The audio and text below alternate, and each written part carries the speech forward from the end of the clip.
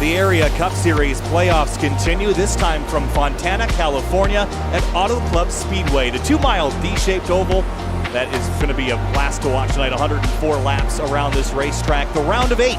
We've eliminated 4 of our 12 competitors, and now we head off into this round with just 8 drivers remaining in the battle for the championship. Hi everybody, Kyle Heyer, joined by Finian Dakota, Hunter Sleppy, and Eric Wineland. Finian tonight, 104 laps around here. And it's going to be 5 wide from the bottom to the top of the racetrack. Multiple grooves, multiple lines. Should be a lot of fun to watch. Oh, absolutely. Can't wait to see these guys get out there on track, coming into a new round of the playoffs, as you mentioned, from 12 down to 8. And now these drivers with a slight reset in the points, everyone's somewhat even now. And then these guys that now are on the back foot, thinking they were clear, they got to get themselves now into the round of 4. And it doesn't start next week, it starts this week. Well, unless your name's Jake Nichols, in which you have a massive points gap over everyone else. But yes, for everyone else, it starts here. It doesn't start next week. It's going to be a fun one tonight. Heard that the driver chatter, that the setup isn't too loose, isn't too tight. It's right in the middle, so it should be a perfectly balanced race car for the next 105 laps we got here tonight.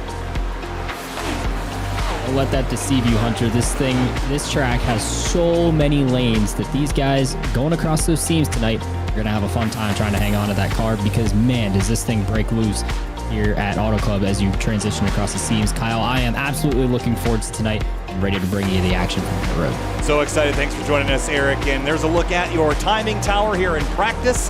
The drivers in the blue on the timing and scoring, those are your playoff competitors. There are only 8 of them remaining. Hunter already mentioned the number 91 of Jake Nichols running a new and different Solar Flare Racing livery tonight, Finian. But Orion Hartz is the quickest man on the tower right now, and he just came up short last week, and he is so close to victory. Is tonight the night? Yeah, I think so. I mean, he's definitely way overdue. He's been pursuing that 91 all season long, and I would argue now's no time better than any to get that win. I mean, the thing with Ryan Hart, we know he's one of the fastest cars out there. He's unfortunately just never been able to quite seal the deal, but we'll see if that can change here. You can see in the points, too, it would be huge because really everyone other than Jake Nichols is in a situation where they need to have a good points night, because we only get 2 races here. One from 12 to 8 drivers. Ryan Hart's +3 to the good. Travis Beckner, Area 500 winner, +4. And then got a tie between Ricky Springer and David Weishart. Those 2 wins in the postseason coming up clutch for Ricky Springer. Now he's in that tiebreaker with Weishart. DeLeo -3, Kern -7. I mean, Gabriel Ellison's going to have a really solid night here, looking at -13 below the cutoff line. We haven't even started the round of 8 yet. So it's going to be an interesting battle to watch in the driver points. Having a look at the team points real quick. Solar Flare Racing stacking up those victories, Finian, but keep an eye on Jacob Bell Racing. They're doing really well, but still have Miller Racing just about 11 points behind them.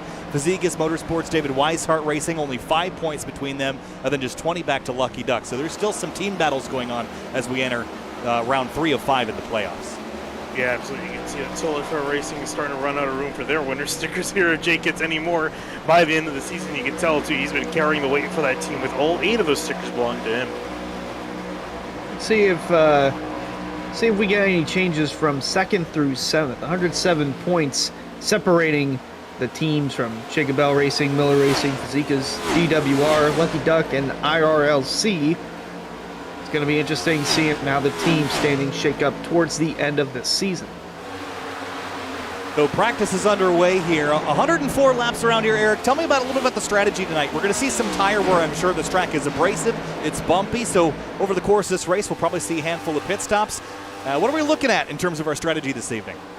Probably looking forward to a 2-stop here, Kyle. They can't quite go, 52.5 laps on a tank of gas. Just not possible here at the 2-mile oval with these 20-gallon tanks. But as you said, tires are going to fall off. Now, here's the interesting bit. I got the chance to talk to Solar Flare pre-race here, and Jake Nichols' brother, TK, gave me some info that he said he was having more success on the top, so you guys are going to see this thing really widen out. But he was having a little more wear on the top, so even though it may be faster up there to roll the momentum and get the run, it may wear those tires out. He said he was seeing something really weird with the temperatures too up top, that his tires were cooler, but he was the only one that had that compared to his teammates. On top of that, guys, Jake Nichols told me he, for some reason, was wearing his left rear more than his right rear with this setup at Auto Club. So going to be interesting to see what that means for these guys tonight once they go full bore here, 105 laps. It's an abrasive racetrack, and it's going to be a little bit warm out there, perhaps, though the track temperature is falling as the air temp falls here. Relatively cool day at Auto Club Speedway, and we should be in for a really nice late afternoon race here today. The other thing that I want to mention, Finney, as we look down the timing and scoring, there's a lot less blue than there was last week. A third of our playoff competitors eliminated, and that means that things are a lot more sensitive as far as points go. You don't have the buffer of having all those other playoff competitors that could have bad days. It's about time to start making sure your performances are very consistent, and for a guy like Gabriel Allison, who's only gotten a couple laps here in practice, he's 33rd in the standings. That's not going to do it here in race trim, but practice shouldn't be a huge deal. No, it shouldn't, and you got to hope that that is just him, getting up to speed, getting the tires warmed up. He's only been out there. This is his fourth lap. Just joined in late right before practice. I hope for his sake that he got a little bit more practice earlier in the week leading up to tonight, because you're definitely going to need it. But like you mentioned, you can't have a lackluster performance here with only 2 rounds before we eliminate another 4 drivers. And even guys currently sitting 12th place like Michael Curran and in 10th place Dominic DeLeo, they're also looking a little bit on the outside despite being in the top 15. Yeah, looking back at it a season ago, the highest playoff driver at Auto Club was David Weishart. He had a 5th place finish, but he didn't get a good qualifying run either. He came from all the way in the back, started 37th, finished in the top 5. So it really doesn't matter where you start here. Looking back at it, Ed Robertson, last season's winner, started all the way back in 23rd. So it just matters how you manage the tires and stay out of trouble. We had 8 yellows in our race a season ago, so expect a lot of carnage here tonight. Keep an eye on all the storylines as we get into qualifying here tonight, and especially the starts and restarts. This track is so wide, we're going to see things get really spicy when we get that green flag in the air, whether it's lap 1 or lap 101. Fans, be sure to subscribe to the Area iRacing Twitch channel. For only $5 a month, you can watch all Area broadcasts commercial-free. You can also use new Area iRacing emotes in the chat. You'll also earn double channel points as a subscriber that you can use to redeem for free merchandise. That's twitch.tv/Area iRacing. Cars on track for qualifying, Finian, and this is, again, for the playoff competitors, a pretty critical time. You don't want to have to fight your way back through traffic, and especially at a place where you can wear your stuff out so fast. We've seen drivers have to save over the course of a run, and tonight is not a night that you want to do that if you're a playoff competitor. No, absolutely not. You're going to want to hope that these guys don't wear out your stuff too early. You want to make sure you carry your stuff out throughout the run, and one guy we've seen very good at doing it, and part of the reason why he has 8 wins is the 91 of Jake Nichols. He's been so good at saving his stuff over the course of a run, carrying himself, carrying and maintaining that speed too. He doesn't fall off. He doesn't take it easy, put around. No, he goes pretty quick the entire time while saving his equipment. That's really going to be key here, especially when we get a green flag run. He was the defending pole sitter from last season and holds the track record here, just a little bit over Sion Fine's lap time from season 1. 40.702 is the time Jake Nichols set it season ago. Wonder if these guys will eclipse that or get right around that mark. Look at David Weishart rolling through the middle of 1 and 2. I'm curious to see which lap is better for drivers in qualifying. We've seen that kind of flip around, whether it's lap 1 or lap 2. Ricky Springer, though, Finian, what a season he has had. Wins, and then when he wasn't winning, 30th. So we'll see where he lands tonight, but he's been on a hot streak lately. Another new livery on this number 18 car, the Ghost Toyota Camry, and rolls out of turn 4. This could be a pretty critical turning point in the season if he can't get the results he's been getting lately up at the top of the board. Yeah, and he has just been shy of getting 3 top 5s in the last 3 races with 2 wins, Talladega, and then the next round right after that at Indianapolis, or I guess redacted road course, as we're now calling it. Did a great job there, and then finished 6th place last week at Las Vegas. So he's been on a pretty good hot streak as of late. He's been pretty decent in practice as well. We'll see if he can execute in qualifying on the top of the boards right now after lap 1. See what lap 2 does. Boy, Brad Slaughter, 40.19. Wow, that's a quick lap. That was just on his first lap, too. Springer across the line at a 40.330. It's quicker. Gets him 4th and shuts the engine off and coasts by turn number 1. Brad Slaughter Jr., though, see him on the bottom of the racetrack at the exit of turn 2, so he's already completed his laps. That was lap 2 for him, so He will go to provisional pole. Michael Sturgill goes second fastest. He's also come down to his stop as Cosmin Yonishiwu goes sixth quick. Who else is on track? Jake Nichols has not started rolling yet. Here comes Ryan Hartz screaming off into turn one here. I know these aren't the 950 horsepower monsters of 2014, Finian, but man, they're still hauling into turn one. And really the big thing is that, you know, they might not be carrying a whole lot of speed down the straightaway, but in the corners, these things are hooked and flying around these corners with the amount of downforce they have compared to their older counterparts. As you look at Ryan Hartz, see if he can get the job done. Michael Curran, a great job from the 24 machine, was a little bit lacking in practice, looking pretty good in qualifying, up to second on the board. Going to help him out if he can stay inside the top 10 after qualifying. The three of Hearts looking to get redemption, especially after last week's heartbreak yet again in Las Vegas. 40.5, good enough for 15th, quickest on the first lap. We'll see if he can improve on lap number 2. And if you recall, the battle was between him and the 91 of Jake Nichols, and he was right on the tailpipes of that 91 going off into turn 3, and he thought about it. He lunged for it, Finian, but he didn't kind of complete the job. He got in there and just, he's not a guy that'll wreck you for a win, and he's maintained that. But, you know, and it is pushing pretty far along in the playoffs, Finian, but do you think you can win the championship playing that nice each and every week? I mean, I don't really think so. I mean, we talk, you know, Tony Stewart, I'm pretty sure, said it. He would wreck his bomb for a championship. And I think, you know, at some point, push is going to come to shove, especially with a championship on the line. Yeah, some guys may do some things. We'll see if Ryan Hart's going to do it. Unfortunately, he's not going to get pole. We'll get third place, though. Yep, 3 puts a P3, and here is the defending pole winner from a year ago, Jake Nichols, 40.5 on his first lap. He's already got 3 poles on the year, the most of any Cup driver. See if he can get pole number 4 today, or see if Brad Clark can hold on to it, or looking around, seeing some of the drivers who have yet to go out.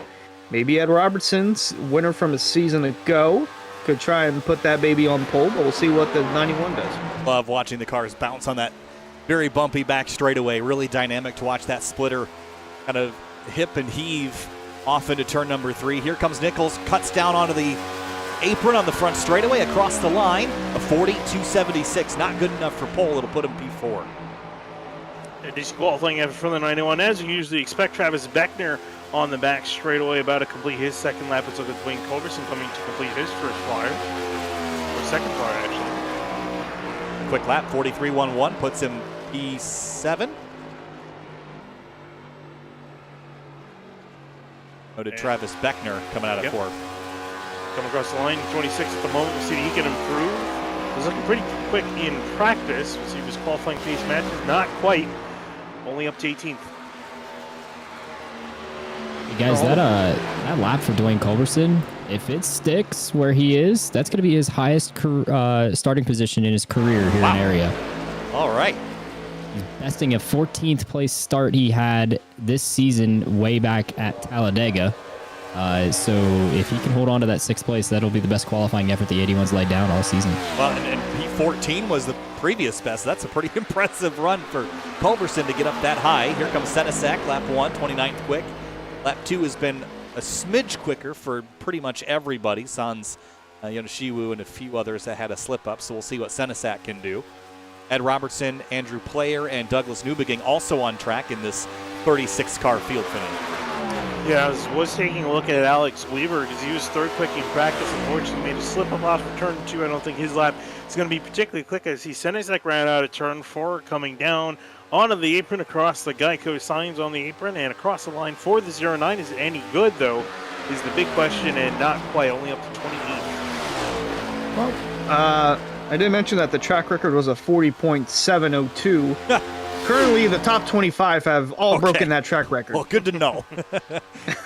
that is unbelievable. Now, was that with the Gen 6 car, or was that with the next gen? No, that was with the next gen. But I believe they've made some updates to it since then, so it handles a lot better at this track. And I think also, did the package change? We're not running 550 anymore.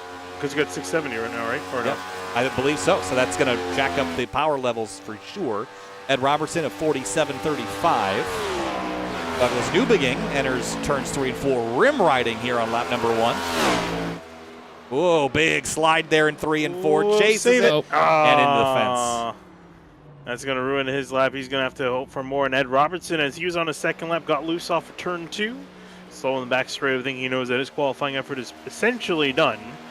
That'll be it for him. One thing I want to know, didn't touch upon it, Gabriel Ellison talked about his being concerned of the 27's pace.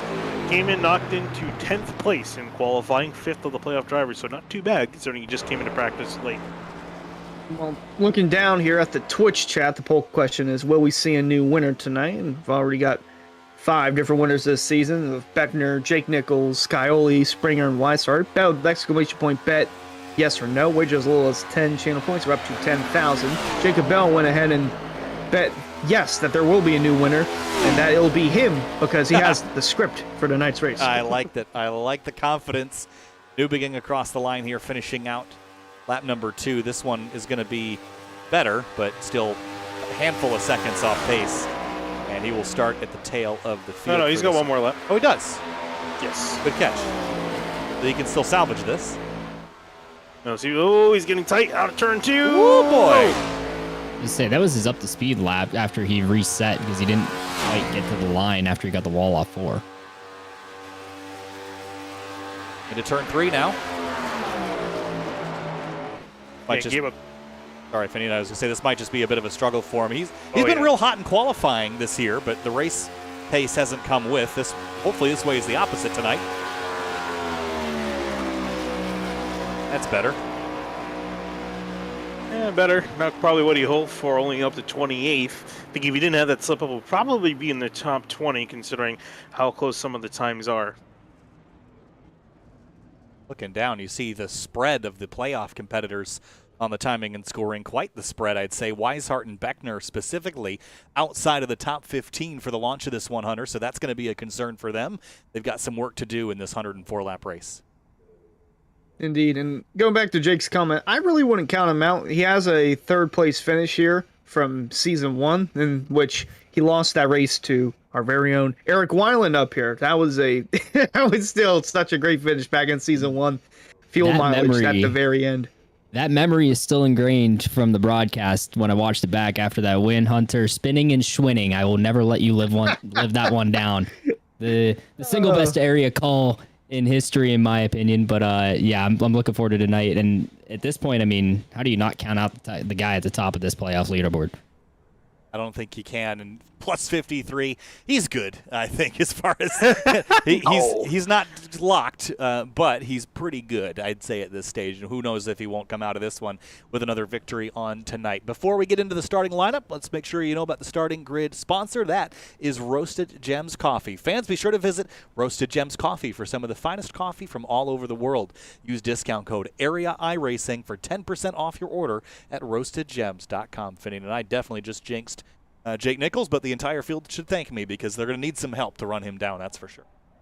Yeah, but here's the interesting thing. I'm looking through the order here. Based off the Twitch poll, are we going to have a first-time winner? Only 2 drivers in the top 10 have had a win, and the entire top 3 has had no win so far this season. So I think there's a good chance, again, based off of qualifying, good chance we might see a new first-time winner. Or Jake Nichols will get his 9th win of the season. It's either or, I think, at this point. All right, so field is heading down to the racetrack now. Brad Slaughter Jr. is on your pole, and it's about time to roll through your Roasted Gems Coffee starting lineup. So let's do that, Finney, and kicking things off on row number 1. It's going to be that number 88 of Brad Slaughter Jr. He'll start up alongside playoff competitor Michael Curran in the number 24. And behind them, the guys racing it down to the checker flag last week. Ryan Hart's going to be starting on the inside in 3rd place. Actually, in 4th place, Jake Nichols in the 91. Starting in row number 3, it's Michael Sturgill in the number 17. Chris Seidenfeiden rolls off 6th in the number 45. Frank Ulverson's going to be rolling off in the 81 in 7th place. Next to Ricky Springer back in the 18 car in 8th place. 9th place is Chris Rabel in the number 29 car. Behind them, it's going to be Gabriel Ellison in the number 27 playoff competitor, rolls off 10th. Kazun Yoshio is going to be lined up in the 84 car in 11th place, with Tyler Nichols next to him in the 41 in 12th place. 13th place is Dom DeLeo, playoff competitor in the number 22, and Danny Ware in the 00. It starts 14th. Back in 15th is going to be Mark Patterson in the 51, and David Weiser is going to have a little bit of work to do back from 16th in the 33. Starting 17th, it's Rafe Slate in the number 8. Travis Beckner rolls off 18th in the 28 car.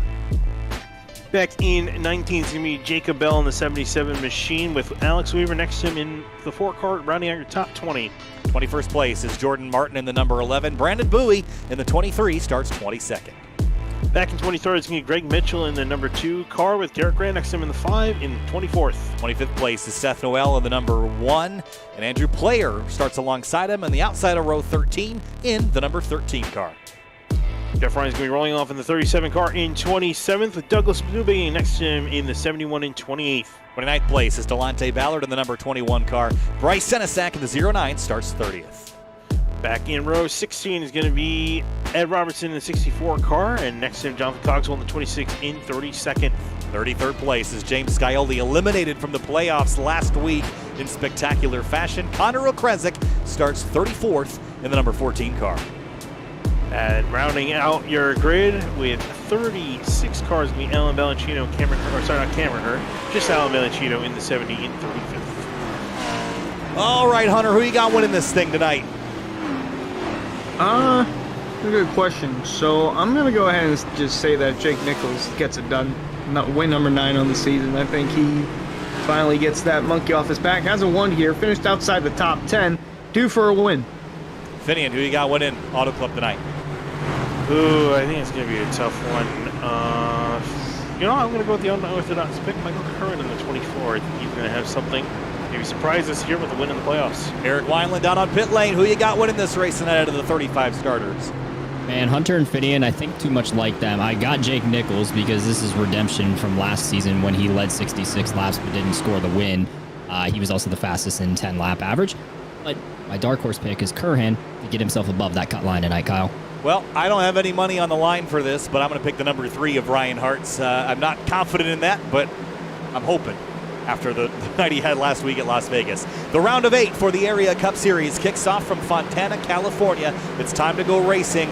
Race number 15 of the season. Green flag flies, and we're racing at Auto Club Speedway.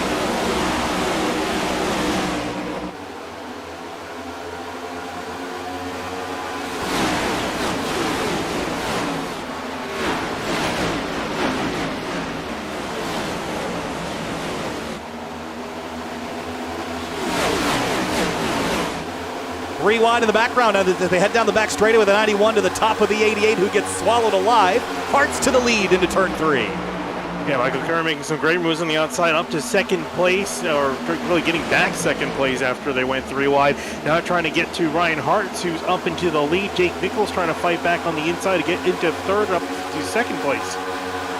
Hart's will lead lap 1, but the pulse there has already fallen outside of the top 5. Not a good start for the 88 of Slaughter. However, Nichols looking low early on, lap 2, looking for that lead. Here comes Kern on the outside. Through turn number 2, the 24 is going to have a big head of steam here. That's what the outside lane will get you. The 91 on the bottom, still trying to fight back. Going to try to side draft the 3. Hart's, though, still leads into the third corner. And here comes that 24, though, to the outside. Yeah, that's how you got to do. You got to throw the car into the corner, then kind of slide up on exit to secure that spot. That's exactly what Jake Nichols is going to do off of turn 4. He will lead lap number 2. Oh, Hart's not done yet. Going to look low here on the front stretch. He's got the 17 of Sturgill following him, heading into turn 1, side by side for the first 6 spots. 190 miles an hour off into turn number 1. Curran now kind of the middle of the party here as the 45 of Seidenfeiten goes to the top lane with a 17 sideways out of turn 2, gathering it back up. Gathering it back up, but he's going to potentially lose quite a few spots. Actually, not too bad. Actually, going to get up to speed pretty quickly here.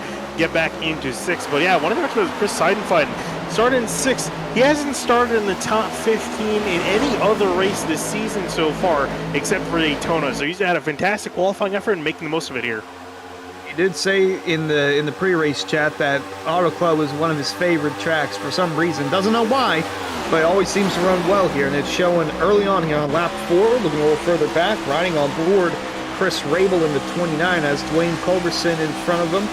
He's looking in the third, 6th lane. There's like 6 lanes that you can run in the middle of the turn, and he's in the middle of them. You see the 41? He was just mere centimeters from the outside wall, Finian, painting the California blue right up on that outside groove and making speed with it right now. Look at him go drive forward. Yeah, trying to make up as much ground as possible. And you see how many more drivers are going to see shift to the outside lane. It's starting to look better and better each lap, and we're only 4 laps into this race. as they continue onwards. We got Eric Wineland in the booth. What's Eric? What you got? I can't get stuff set straight. There we go. Hey guys, you guys were talking about Chris Rabel. Here's radio from he and his teammate Brandon Bowie. I think I'm just gonna ride. I think it's so loose on like the late exit. So Chris is feeling a little sketchy right now, mid-pack behind the 81 there. He says loose on exit, especially late exit as he comes up off the banking onto the straightaway. Thanks, Eric. Back onto the front stretch here, working lap number 5 of 105. This is actually kind of on the shorter end of the area Cup Series races, but it's going to be exhausting for drivers tonight. This is a hard racetrack to cooperate with. You're constantly chasing grip in the different grooves. You're constantly in traffic, and your spotter take a shot every time he says 3 wide that I know one's going to make it past lap 15. Whoa, Jordan Martin. Whoa. Sideways behind him, the 51 back across the racetrack. Oh, no. The 8 cars around. Upside down is the 51. Mark Patterson is upside down, skidding on his roof down the back straightaway. And Holy 2 separate cow. wrecks are going to bring out the caution here, and what a way to start the evening. Holy cow. That's a massive run. We're only on lap 6. We've already seen the big one. That was enormous. Seth Noel's in it. He's got big time damage to the left front of that car. Man. Wow, we're going to have to go back and take a look at that. There were 2, like you said, 2 wrecks happening at once. I think the one up front with Rafe Slade, they were checking up from Jordan Martin, but we'll go back and look at what happened to Mark Patterson here. Simrad Market Replay. Yeah, so here he is going off into turn 1. He's got the 71 of Newbegin behind him. And I think the 51 I think he gets loose on his own. Right here, gets loose, and then he just saves it, corrects it, gets into the dirty area on the apron, comes back across the racetrack, and then ramps the rear of the 09 and goes skidding down the racetrack. That was part 1. And then Rafe Slate here had his own separate incident that I think this was a more multi-car situation here. There's Jordan Martin right here, tags the 8, sends him into the 1, and then the 1 car is going to hit big time on the inside wall. Yeah, Slate got off lucky with there, just spun and didn't hit anything, but huge contact for the one in Seth Noel. He's going to have to spend a lot of time in the pits repairing that hit.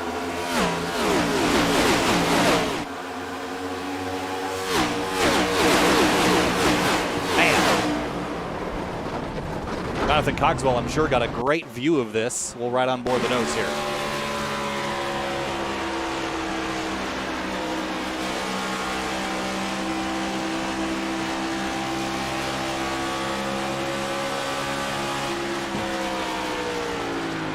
Like something out of a horror movie. I was going to say something out of an action movie, like what you see in Hollywood, car just getting up in the air, flipping over. On board Bryce Senesac. I think Bryce might have had a better view of this. Better you could define in different ways. Oh. Try that one again. Thought we would see it off the gearbox cam, but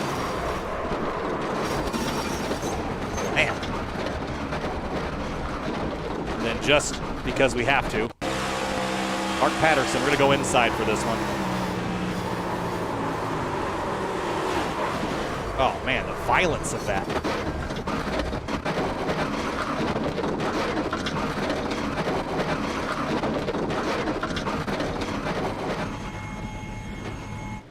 So, first caution of the night, and a big one. 1 car upside down on the roof, and Chris Seidenfeiden is your leader. Nobody came to pit lane except for about a half dozen drivers that came on down, besides those that were directly involved, including David Weishart.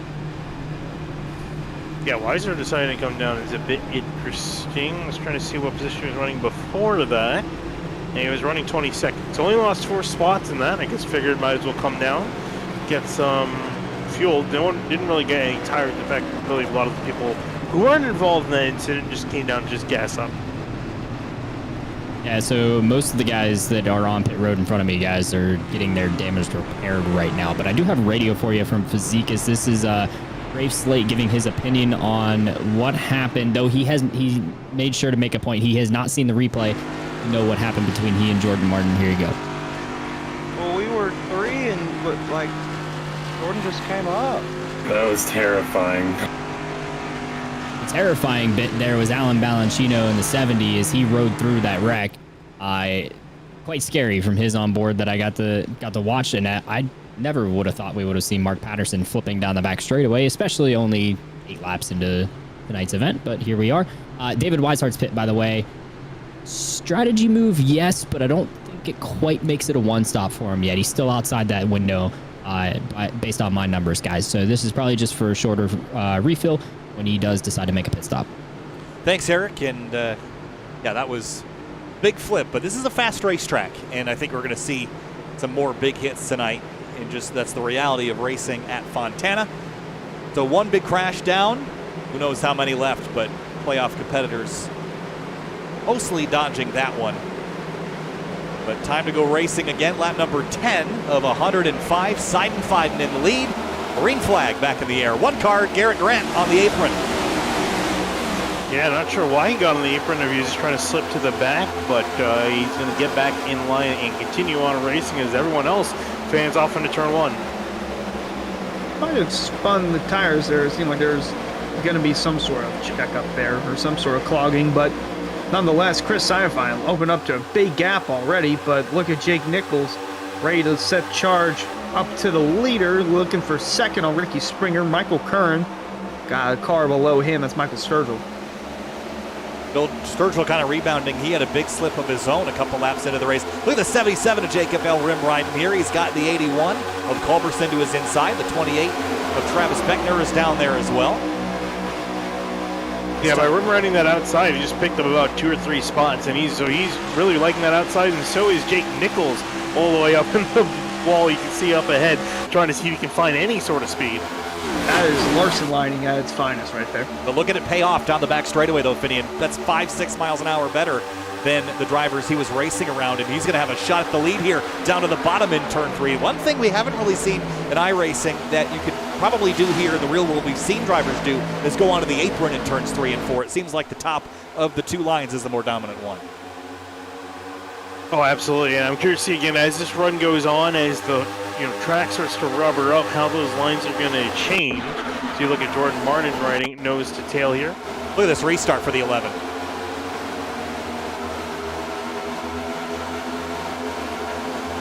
Huge restart, moved up a whole bunch of spots on that one. Right here. Whew. 4, 6, pretty much 7, 8 spots before the time he got to turn 1. Great job by the 11. And this is back live, and things are... This racetrack is so wild to watch because you get drivers fanned 4 and 5 wide, and they're so far apart, they might as well not even be side by side, but then they all condense again on corner exit. Yeah, that's exactly where you see a lot of incidents happen, is when everyone converges on the corner, especially turn 2, which I have a feeling is potentially going to be the troublesome corner for a lot of these drivers tonight, especially as the tires get more laps to them and potentially see more guys get loose. Ooh, Jordan Martin might have clipped the wall there. There's Dwayne Culberson, a little low there. But yeah, it's a shame that this track is getting configured to a short track. Oh, there's Culberson loose again. This track is unique, unlike any other. It's wider than Michigan, faster than Michigan. Sad to see it go. Culberson sideways out of 4, bounces off the wall, and he gathers it up. He is still trying to save that race car. Yeah, he's really struggling the last 2 corners. He was wicked loose, is going to save him, but lose a huge amount of spots in the process. Yeah, if you told me that you're going to tear this place up, I would have just said, why don't you just tear up Michigan instead? This has always been the better of the 2 tracks, in my opinion. And I think a lot of the recent races before the decision to turn it into a short track were more of a product of the vehicle on it than the track itself. But I just... The track they need to tear up is Texas. Yeah, they should just stop trying with that one, if you're asking me. But you can build an Amazon there. Be more useful. Or a Mexican prison.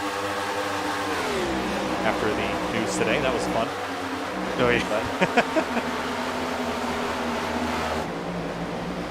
Speaking of fun, looks like Beckner's having fun. A little bit of fun. He can come up if he wants to. Here comes the 11. Look at the run he's got to the bottom.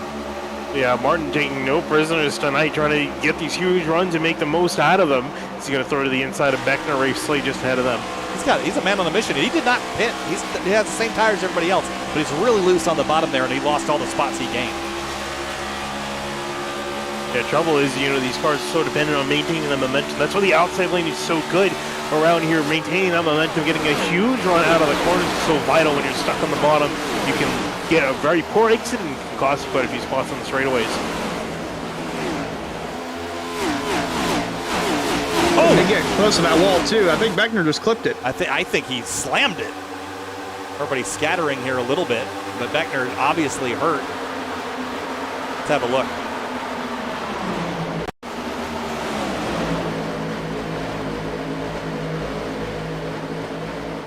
Right here.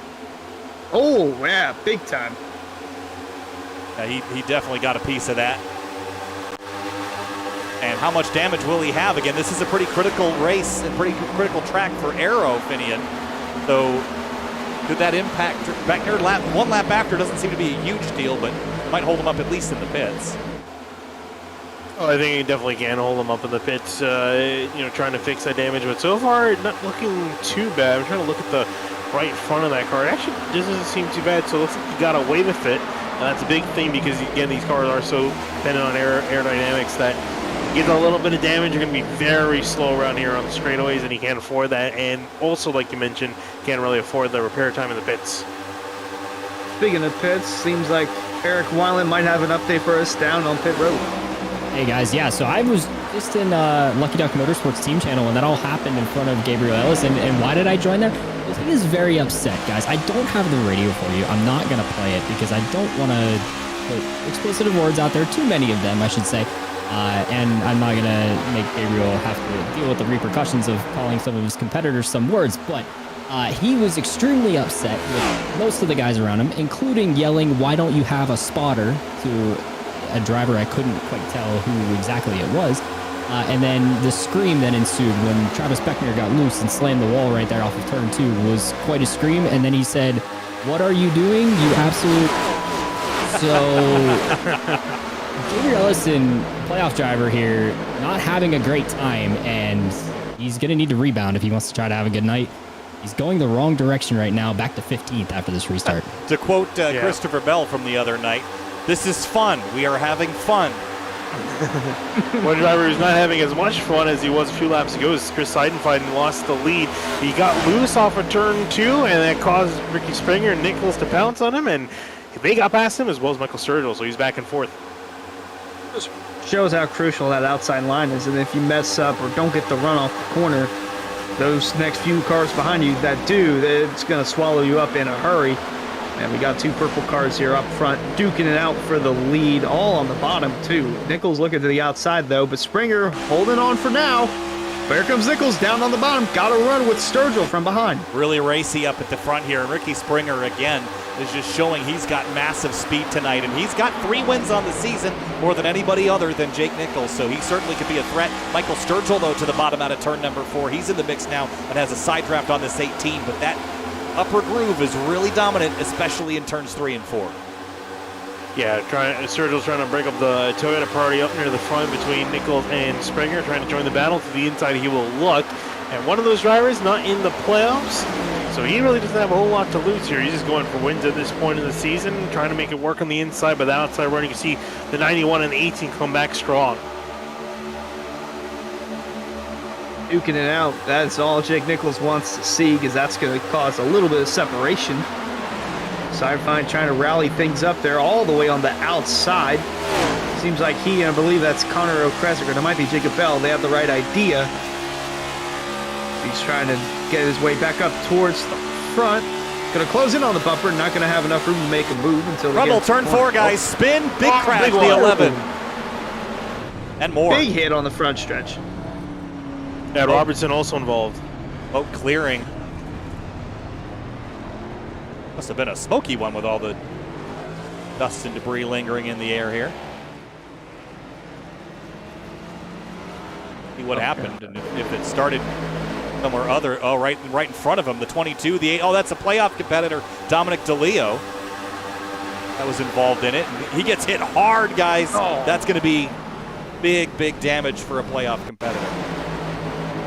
Yeah, the oldest we talked about, these guys coming off the corner, everyone separates and then they converge back on the straightaway. See DeLeo get up just a little bit too much into the 4 and into Culberson, and around they go. Martin collected as well. So huge implications for the 22 getting creamed there at the end by the 64 Red Robertson. And DeLeo already entered 3 points below the cut line, so this is not going to help his case at all.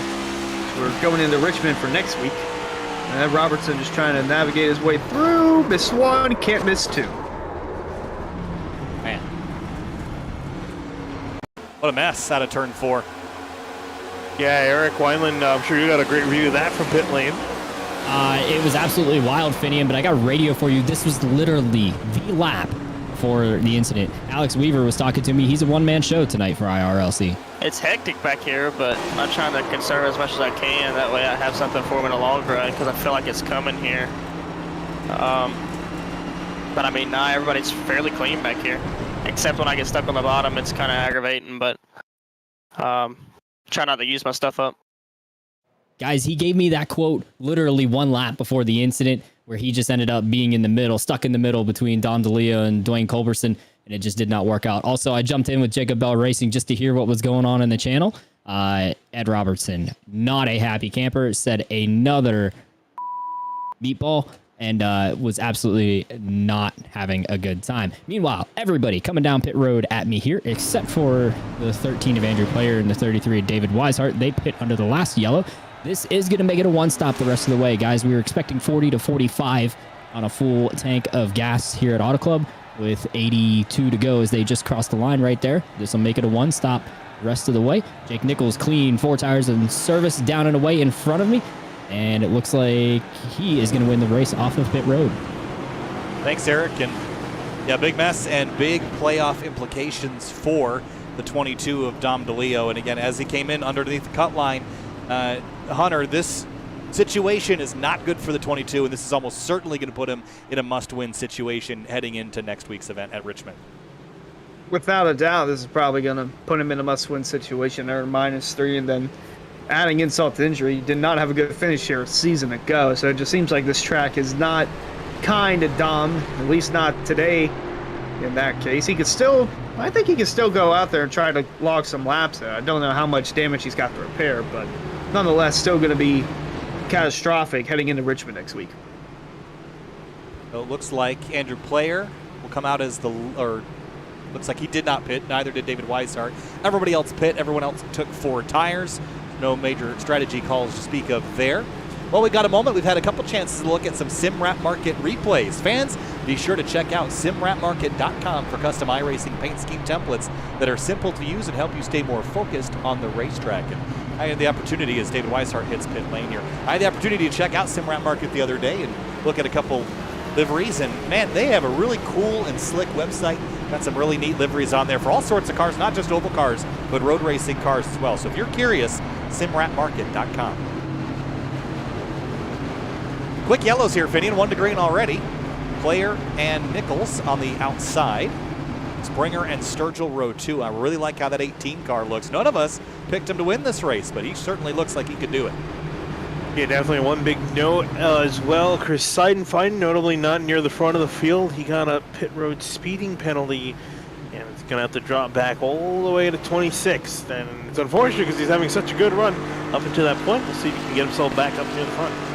You know, he's right around where trouble has been lurking the entire day, or that seems to be where the cautions have come out. But I'm confident with how fast that 45's been. It'll get back up here in little to no time. And speaking of back here in little to no time, Eric Weiland, what you got for us?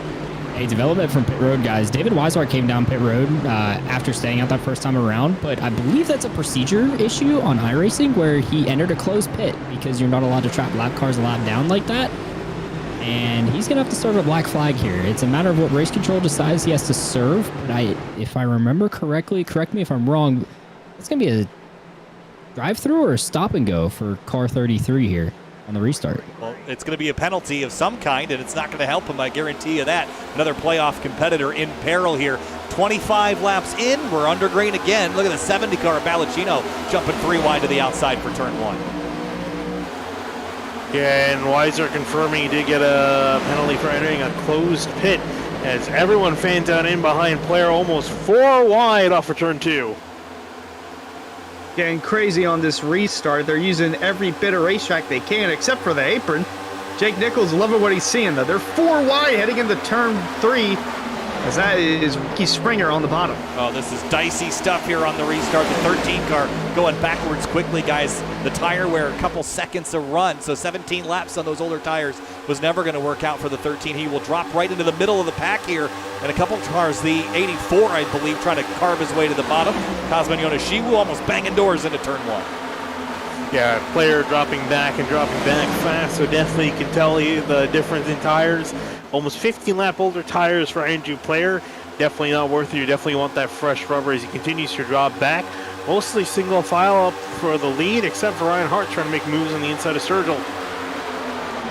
Their hearts are current. Sorry, and a quick update. Sorry, Hunter, to cut you off. David Weishart, race control confirming he will have to serve that penalty under green.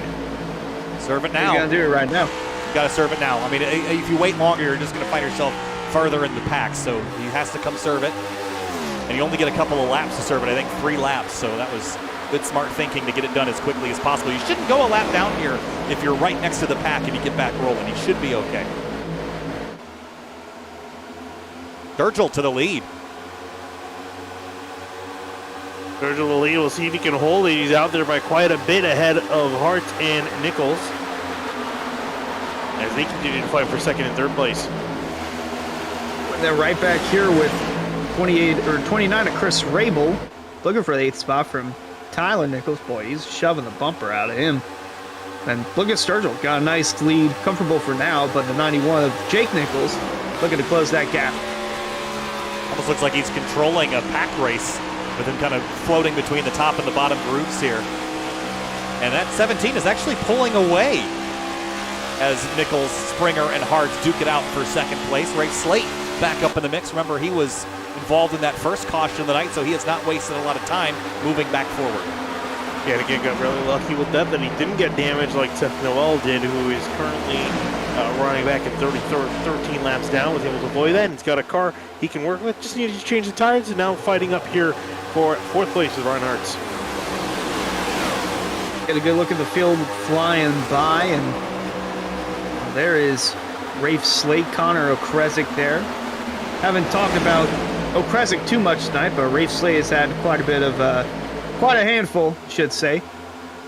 And speaking of handful, Eric Weiland is back with an update from pit road.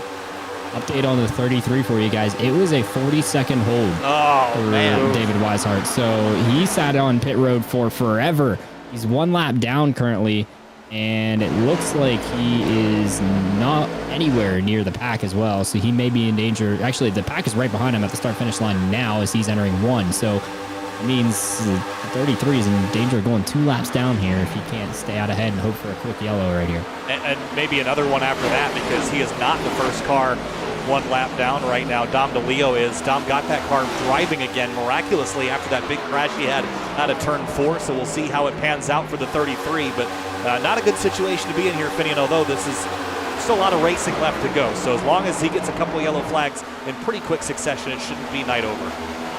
Yeah, no, he was very frustrated with race control. Had a few choice words for that, but unfortunately he did enter a closed pits and so they threw their hands up saying you went against what's being told to you on the screen, so there's nothing really they can do for that. So that's why he's already got that penalty. Unfortunately now, you talk about it, you made your bet, now you have to lay in it. He's got to work himself back from 1, potentially 2 laps down. I think he's going to hope for a caution to come out as soon as possible, so that way he doesn't get put a 2nd lap down. He's going to be fighting in his bed in a minute once this pack gets up to him, because I doubt he's going to let them go. He's going to fight for everything he can, and he doesn't want to be in too much of a hole going into Richmond. But just to be clear, it wasn't a race control mistake or any kind of glitch. There was, as Finian mentioned, going against something that's on your screen. Now, there are situations when the sim tells you to do something wrong, but that's not one of those situations, Finian. So no surprise that the penalty was upheld there by race control after receiving it automatically from iRacing. Eric Weiland on pit lane.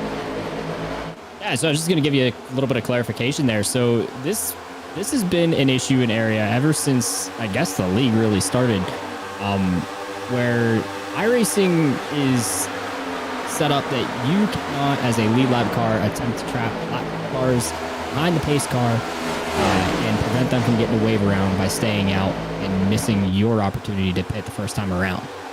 So pit road tells you it's closed on the screen that second time around if you didn't pit the first time around. Yep. Especially since the cautions are shorter here, since we're on a track that is 2 miles or longer. So not surprised. It's just a little known rule, guys, that it comes out every now and again and bites a driver in the butt. And unfortunately, this time it David Hazard in the butt. Meanwhile, I got some audio for you from the Lucky Ducks Motorsports crew with leader Michael Sturgill.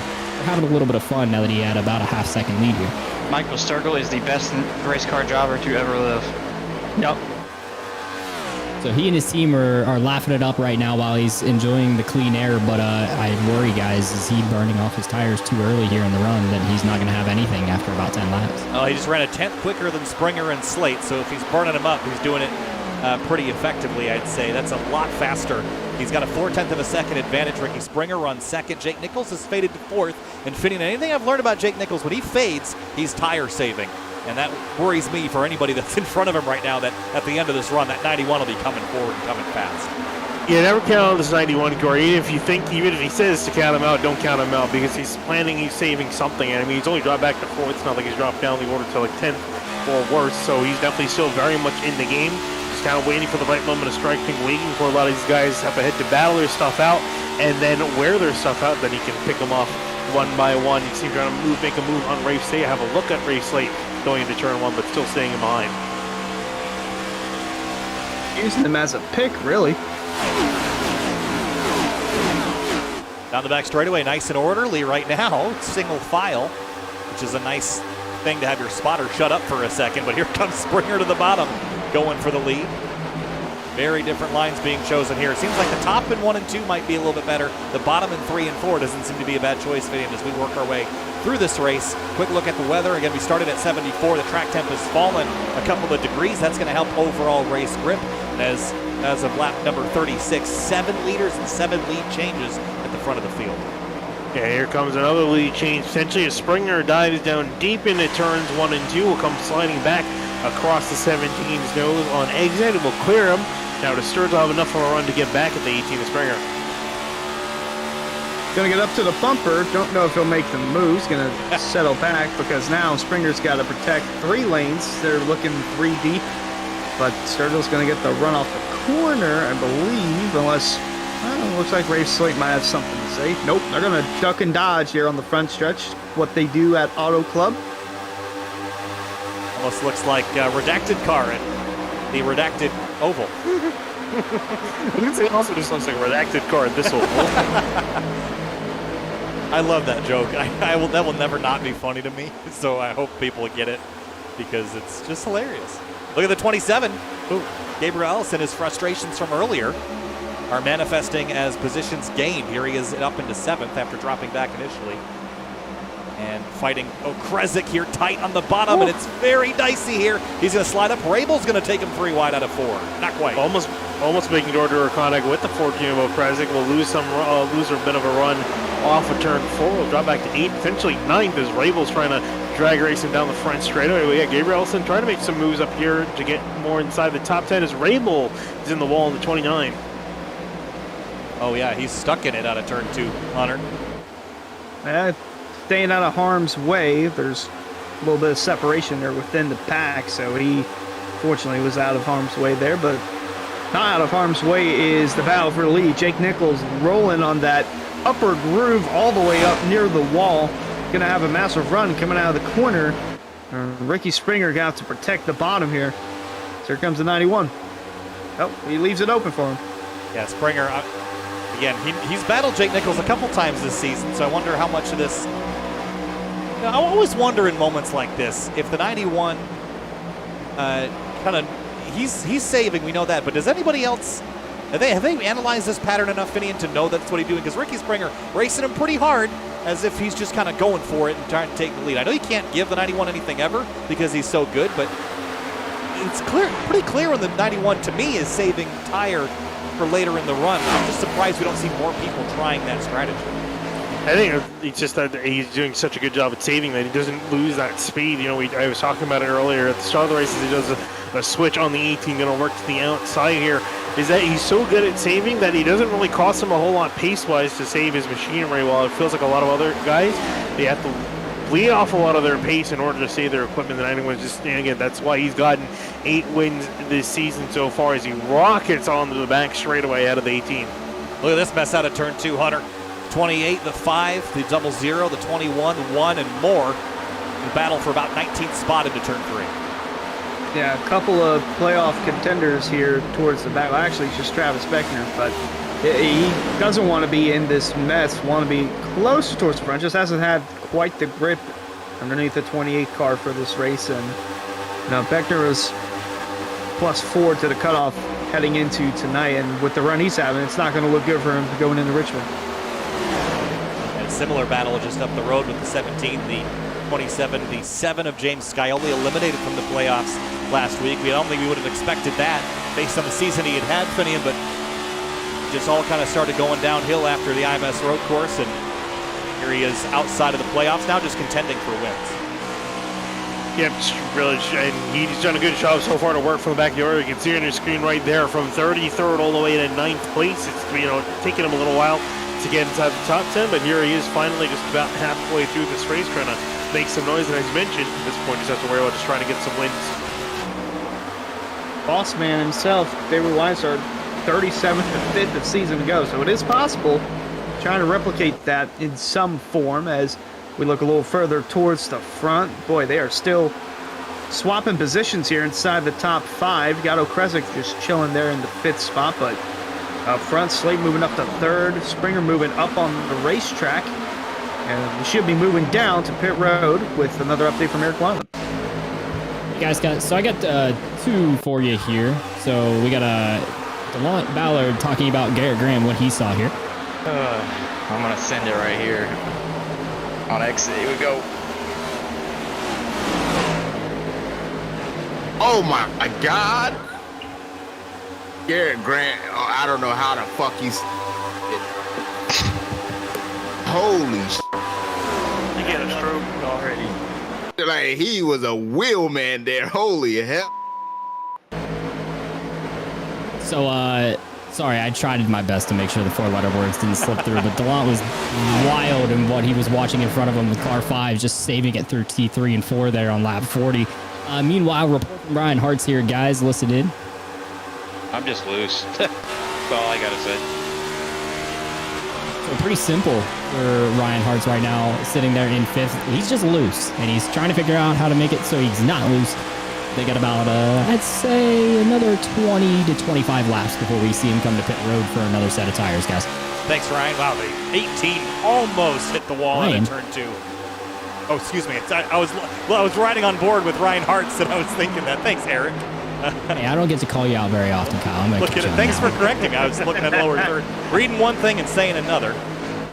But here's Okresic now slotting into 4th place, and the battle for the lead is back on. No one's been able to drive away, Finian. It's been pretty tight and tasty up front between this group.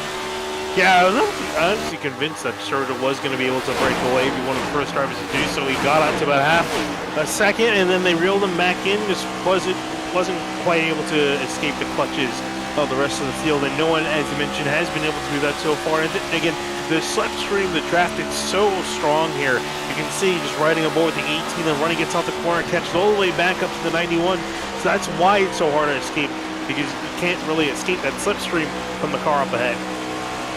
Nice run here. Well, he got a little loose there. Right on board with Springer, holding on to the 2nd spot. Hartz, even though he's loose, still trying to hang tough inside the top 5, but yeah, you can see the massive runs these cars get on the straightaways. 192 off into turn number 1, and Springer is sticking with the 91. Tries the lower lane this time, just right off the quarter, but kind of in the arrow shadow of that 91. Didn't get the run he got the previous lap. The 3's in the wall out of turn 2, just scrapes it. Yeah, enough to cost him some momentum, though. Okresic, speaking of momentum, has some on the 8 of race. Slate's going to throw it to the inside, turn 3. Not quite able to clear. Slate's going to power it and rocket back around the outside. Whoa, as Okresic gets a little bit loose on the bottom. Grip's starting to go away on these cars as we get longer into the run. The longest run we've had so far in this race. We're not even halfway closing in on that, but this is the longest we've gone without a yellow. And starting to see some tire wear lose a little more for the rest of the competitors here. Have a look. Jake Nichols, 41.8 last time by. The best is a 40.5. And we're about halfway through the stint, so we can expect to lose a couple of seconds over the course of a run here, which is a lot of time. Remember how little tire wear we saw at places like the IMS road course, Finian? This is a change in how this car has been recently. So we always saw the tires losing grip over the course of the run, but they didn't lose speed. And those are sometimes mutually exclusive things here with this next-gen car. Yeah, absolutely. And also one driver I wanted to mention, as you look a little bit further back, is Alan Melanchino in the number 70 machine. Ride of mine, Scioli's also had a fairly eventful day, going from 35th all the way up to 8th, now trying to get past 7th. The number 7 car of James Scioli, and as I see that, got Eric Weinland back with us from pit road. Eric, any more updates? So Cosmin Yonishibu was not too happy. He said we're just side drafting ourselves away from the front pack right now as he's sitting there in 10th. He finally cracked the top 10. He didn't think he was going to be able to do that with the guys in front of him. But I do have radio from his team. He makes a comment here to tag on. This is a continuation of what Delonte Ballard was saying about Garrett Grant. Here is radio from Garrett Grant. I'm freer than Skinner Freebird right now, brother. I'm hanging on for dear life. Better Skinner Birded. So I don't know if Cosmin totally got the Leonard Skinner Freebird bit there, but yeah, Garrett is not having a fun time in that 5 car right now. Currently, where's he at here on my list? P25. Sliding backward real quick here, guys. Yeah, that rear tire wear especially is going to be an issue as we get later into this race. Just a couple laps from halfway at this stage, and the battle for the lead is still just a 1/10.5 of a second fitting. Whoa, race lead! Almost wiped out off turn 4. Got really loose there. You see him losing some speed. Almost brought off the caution right there.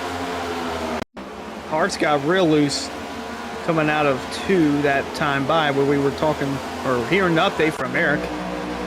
But yeah, we gotta expect these guys to come down pit road sooner than later because the tire wear is just really fading on these cars.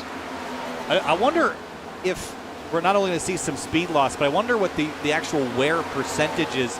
I mean, do you think we might see blown tires here? I know we were close last week in one of the series at Las Vegas. I wonder if that could be the case here this week. We'll be fighting tires going down by the end of a run. Yeah, I'm curious. I don't know. I feel like if these guys had a much tighter setup, but they were leaning a lot more on the right front, I think we probably would have seen that. But it almost seems like these guys are losing more grip in the rears before the front tires. So I would think we probably won't see guys like have a flat. I think a lot of these guys would spin out before they end up getting a flat tire.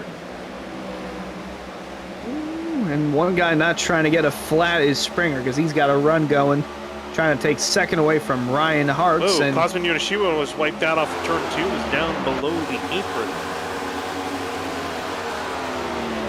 Have a look at it. Dimrat Market replay.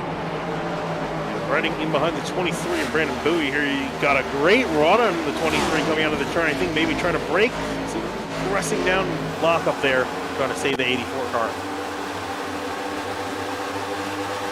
Good save. They'll carry on and continue. The pole sitter for this race, Brad Slaughter Jr., had really good pace, well, in qualifying for a lap, but Hunter, since then, been really a mediocre race for the number 88.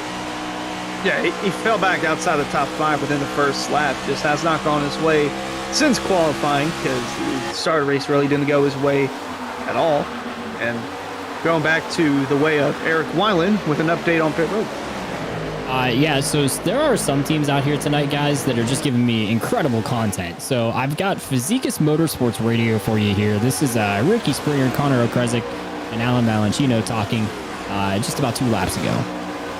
It feels like junk, like a garbage can full of garbage going through turn 4. Coming through 1 and 2, I am like a boat. Just dump truck, no turn, no turn. Big time. I'm catching you guys right now. So on the tail end of that, that's Alan Balanchino telling the guys that he is catching the front pack. And he actually is pulling his draft toward the front His last lap was about 1 to 2 tenths better than the lead in 6 right now, guys. So keep an eye on that 70 to start trying to close the gap, though he is dropping the guys behind him like James Scioli. Meanwhile, update you guys on one guy that stayed out through that last yellow was Andrew Player. He pit on lap 7, but he didn't pit under the most previous yellow there. That happened at about lap 20. He is currently 47 laps into his stint, but I'm sure he saved some fuel, so I'm expecting to see him on pit road the next 2 to 3 laps. And if he can get there, he'll make it to the end of the race, but he'll have to save some fuel. Thanks, Eric, and I just had to laugh. Reminds me of the Kyle Busch plowing. Epic radio moments there, Eric. Is Greg Mitchell and Michael Sturgill trade spots for 11th. Battle for the lead has kind of calmed a little bit. Okresic has gone to 2nd. Now Springer and Hart's fight for 3rd. And then Tyler Nichols, Delonte Ballard, Ellison, Slaughter Jr. in this little scrap back here, about 15th spot. Yeah, the top 10 is mostly quieted down. Some more skirmishes, as you mentioned, just around 15th place or so is really where the rest of it's continuous. Tyler Nichols got looking loose off of turn 2 for a second there. More and more drivers starting to make some mistakes here. Tires starting to wear out. And if players' laps or anything to go off, these guys can go easily another 15 laps. The thing is, I don't know if the tires will last that long. No, I don't think they can last that long with how long these guys have gone. But there is Valentino, mentioned it, slowly creeping. He's within a second now of Michael Kern. And one of the fastest cars on the racetrack. Right now, 352 last time by, which was faster than everybody except for Okresic and Hartz that are firmly in the draft of the race leader. So Valentino is coming, and coming pretty quick. And I think by the end of this run, he'll have caught this main top 6. So keep an eye on that number 70, as Eric told us. And Brandon Bowie, we haven't really talked a lot about the 23 car tonight, but here he is running in 9th and started this race back in 22nd, so he's also having a pretty good showing. Running right now nose to tail with Scioli. Yeah, he's been in a fight with him for about 10 laps or so. He's not been able to get past the 7. Actually caught up to him with the 70 of Alan Valentino, and actually going to throw it way to the inside, trying to just see if he can sail on past the 7. I'm flying up off the corner there. You see Scioli though with a big run back on him, riding that outside lane. And he's got to start all over again. And you can see these two guys kind of caught in their own battle. Valentino, I'm kind of impressed by the fact we talked about guys breaking the draft. Not many people have been able to do it, but in that second group that was forming, Valentino was able to break away and drive up to the leader. So that 70 does have some serious pace. He's finding a way to do it. And there is Mitchell following the tracks of Scioli down the front stretch here. While Okresic looks like he's closed in on Jake Nichols for the lead.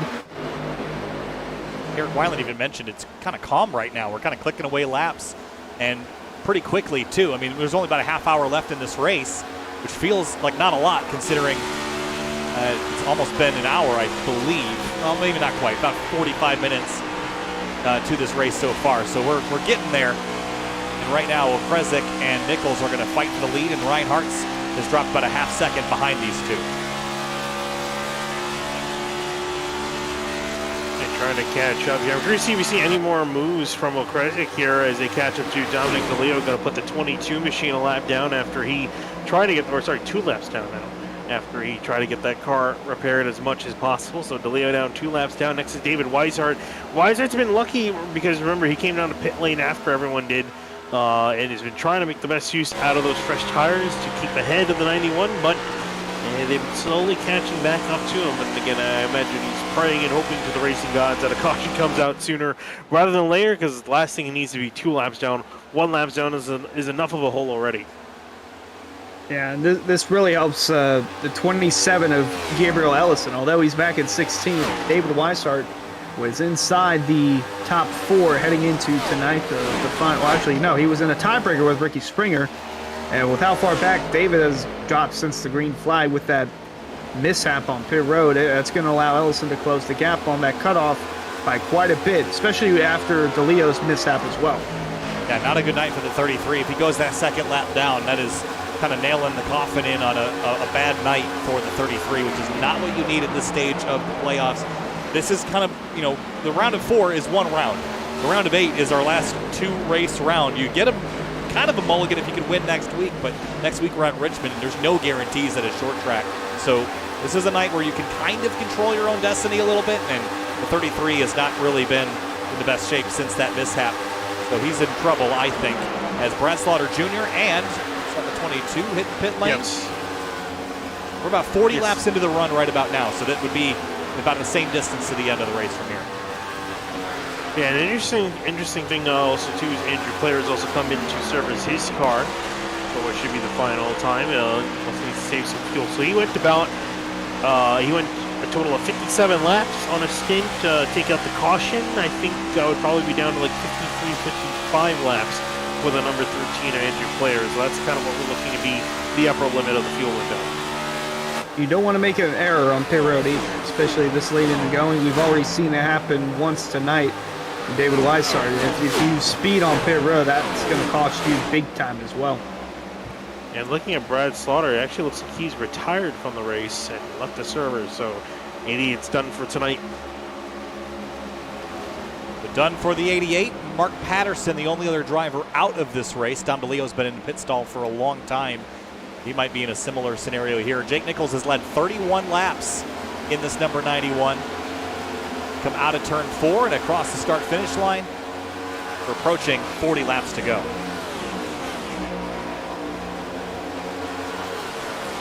I'm really curious for you guys. Question is, if you're in these kind of situations, when do you come down to pit lane? We have 40 laps, just about 40 laps to go. And we're 40 laps into the run. Well, James Coyley, at the very least, he's decided to come down. Yeah, I think you split this kind of even right in half, guys. And this is basically this next two or three laps is if you're worried about making the maximum amount of time, you're going to pit in such a way that you're going to maximize the life of both sets of tires.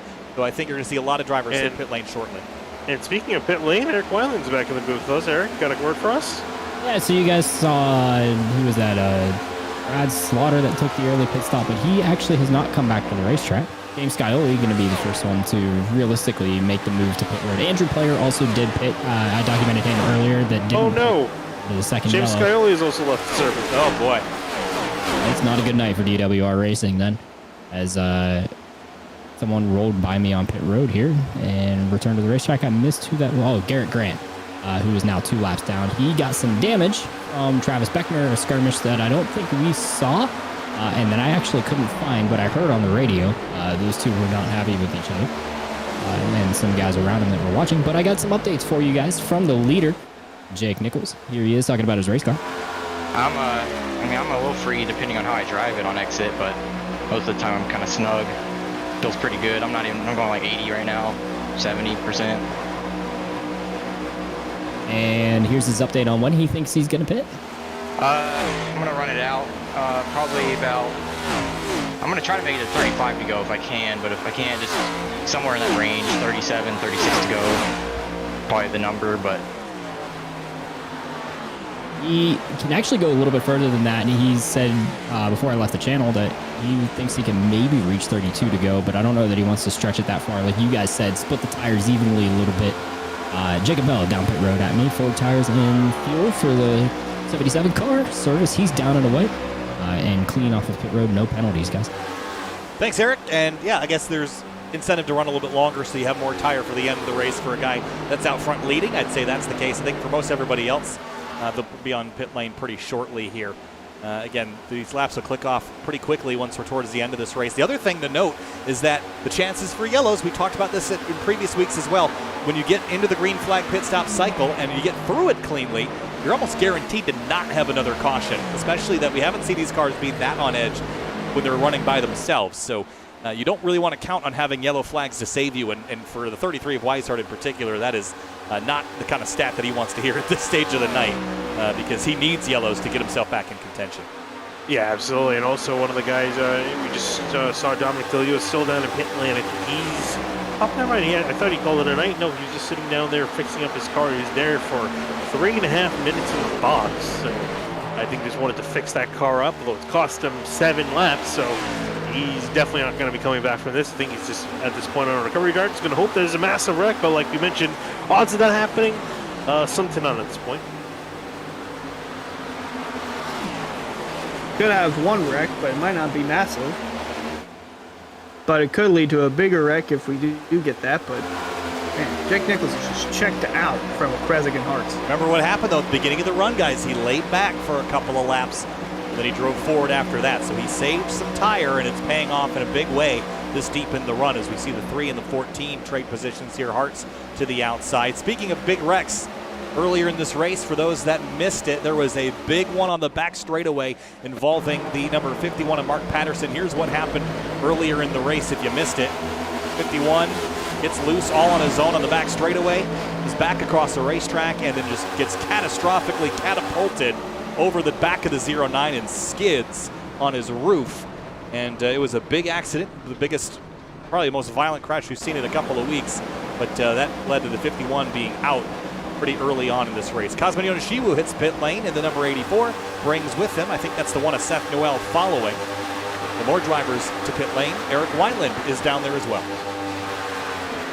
So this is Fizikis Motorsports showing their hand, excuse me, not Fizikis, Miller Racing showing their hand with Cosmin Yoneshiwu coming down here to pit road for me. Looks like he missed his pit stall. He slid right through, guys, right in front of me. Travis Beckner behind him also coming in. So Cosmin a little longer on the stop here. Right side's down, the left side's going up now. So miscue for the 84. This is going to be a little longer stop. Not good for the green flag cycle. Meanwhile, yeah, half the top five. This is Fizikis coming. I was expecting him. I was a lap early on it. This is Fizikis Motorsports coming down pit road at me. Rafe Slate, Ricky Springer, Connor Krezzik, Alan Balancino, all coming down pit road.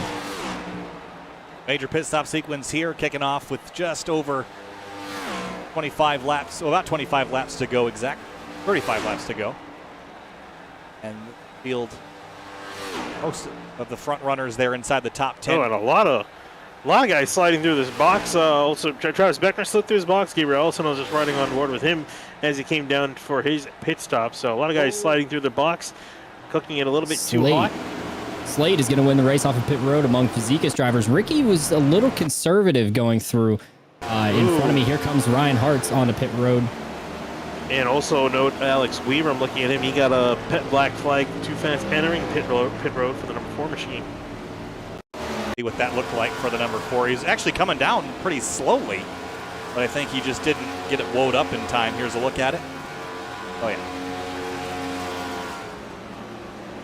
One of those moments where you know you hit the line and it feels like it's over. And here comes the leader, Jake Nichols onto pit lane. Michael Curran, Ryan Hartz, guys, clean and away. Curran's gonna beat Hartz off of pit road. They're bumper to bumper as they come off. Here comes Jake Nichols down pit road, as you documented. 4 tires and fuel is the call for everybody down here on pit road. We'll watch the 91 to see if he gets clean into his stall. He's pitting just 2 stalls up from where I'm standing right now.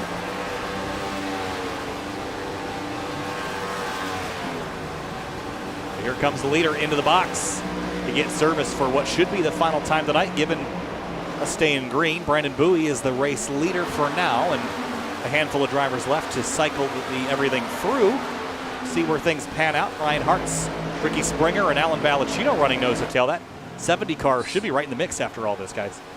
Slow stop for Jake Nichols, guys. He was a couple tenths slower than anybody else on the stop time. I don't know if that was iRacing giving him that extra couple tenths, or if he was just a little conservative getting into the box. But he was about half a second slower than guys like Rafe Slate and Michael Curran, who are currently blasting around the racetrack toward lead.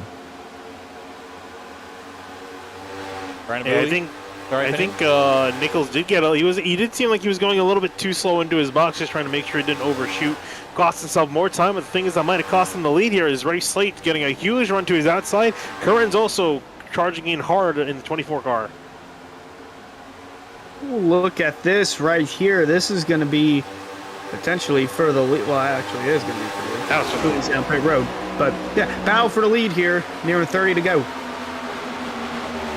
Brandon Bowie, the last one to come on and off pit road in front of me, guys. Clean stop for him as well, but he was running a little bit down the order.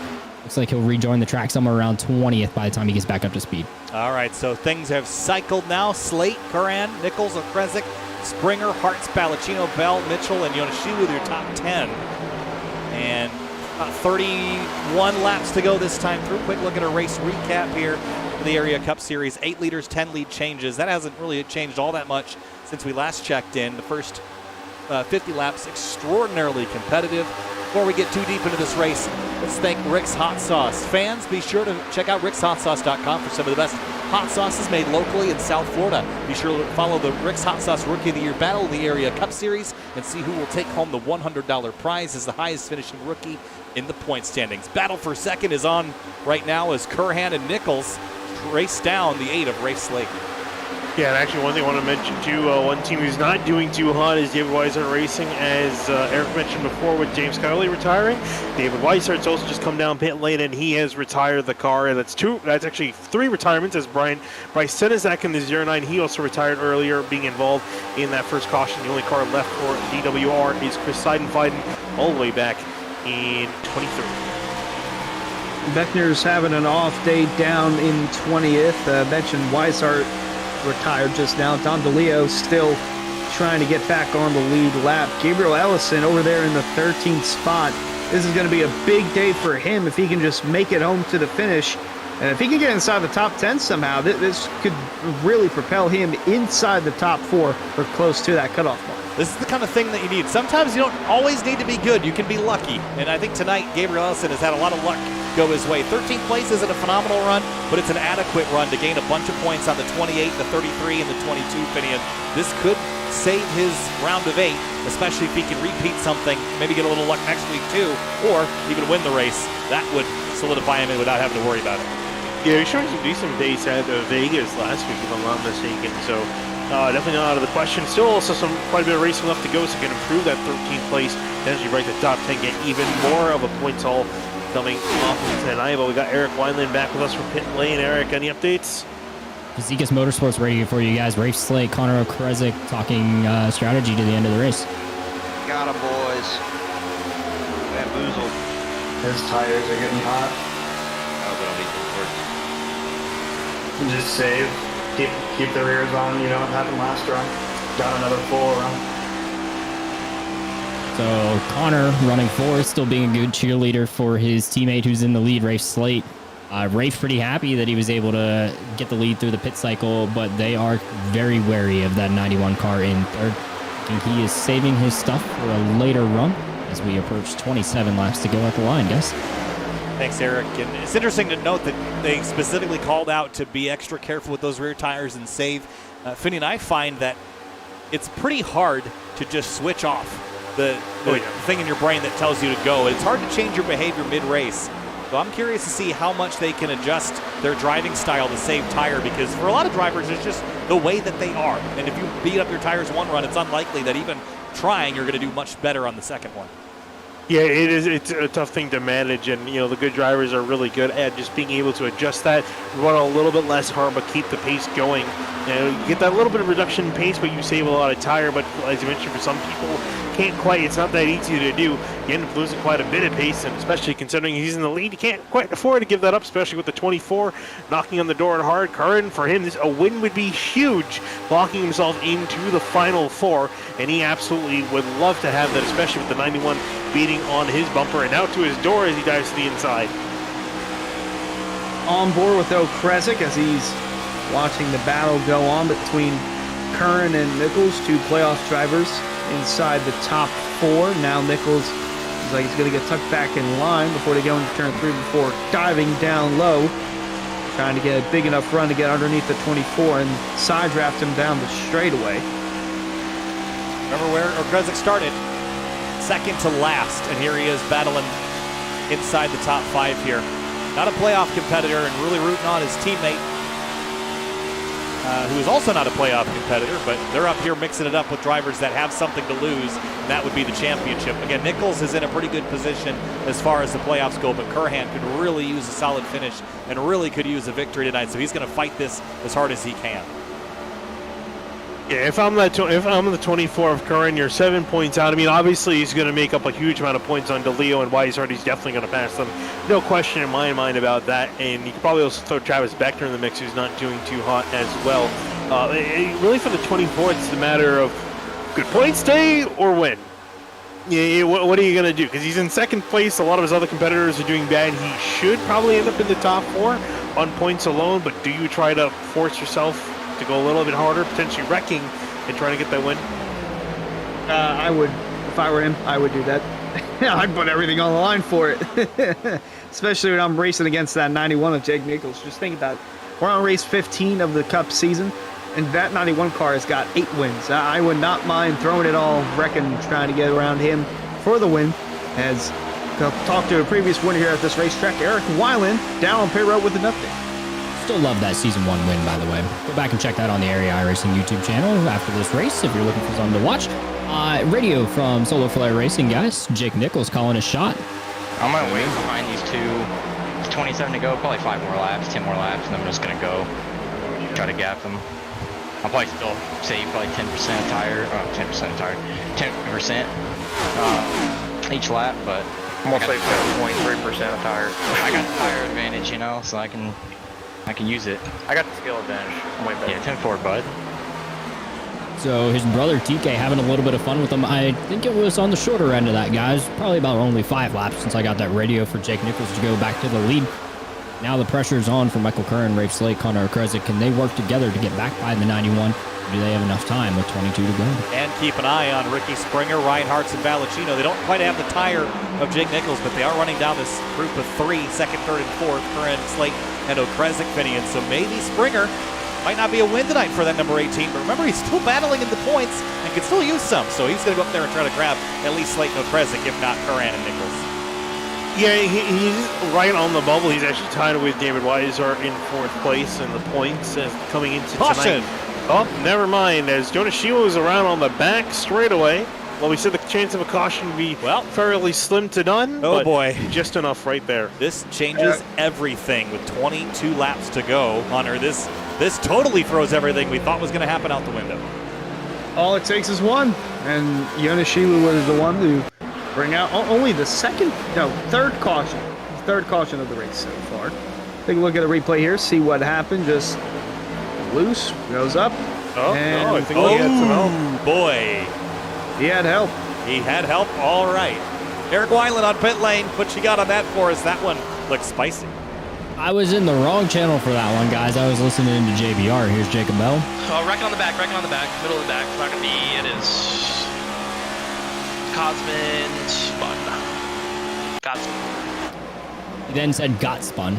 But what was not captured on that audio shortly after I stopped recording and started cutting it, and I just missed out on it, Ryan Hartz was absolutely gassed.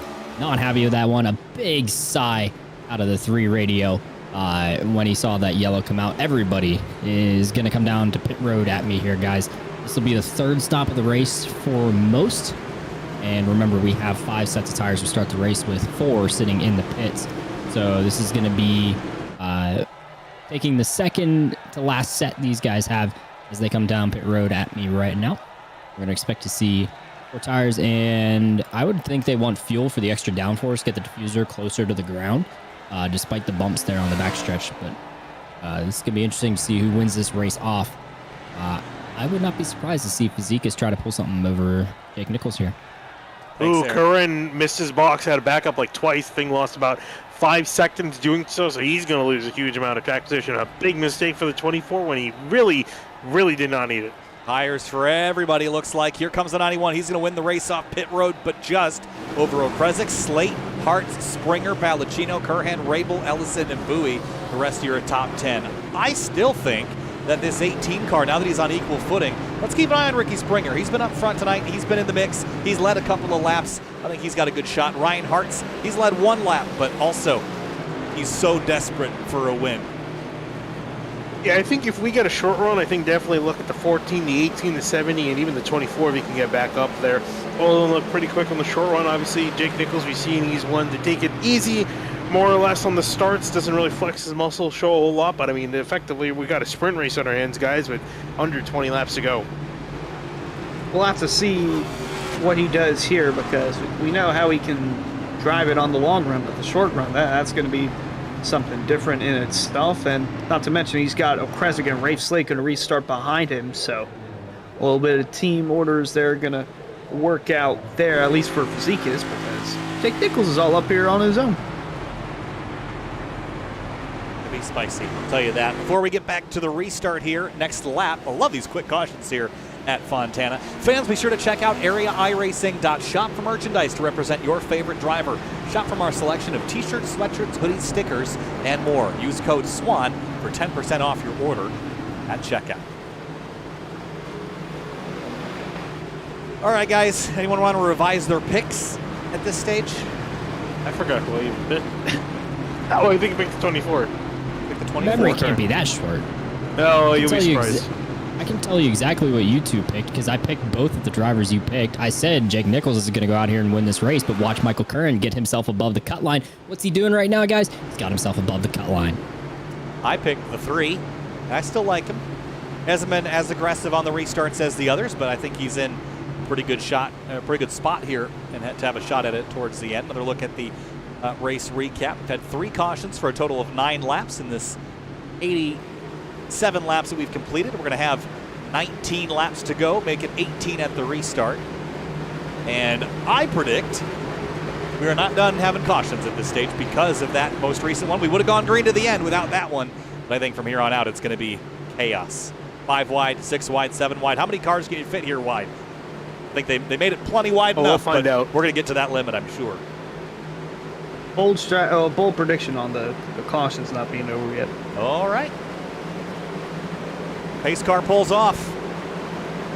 Jake Nichols in command, looking for his 9th win on the season. Green flag back in the air from Fontana and the Area Cup Series playoffs.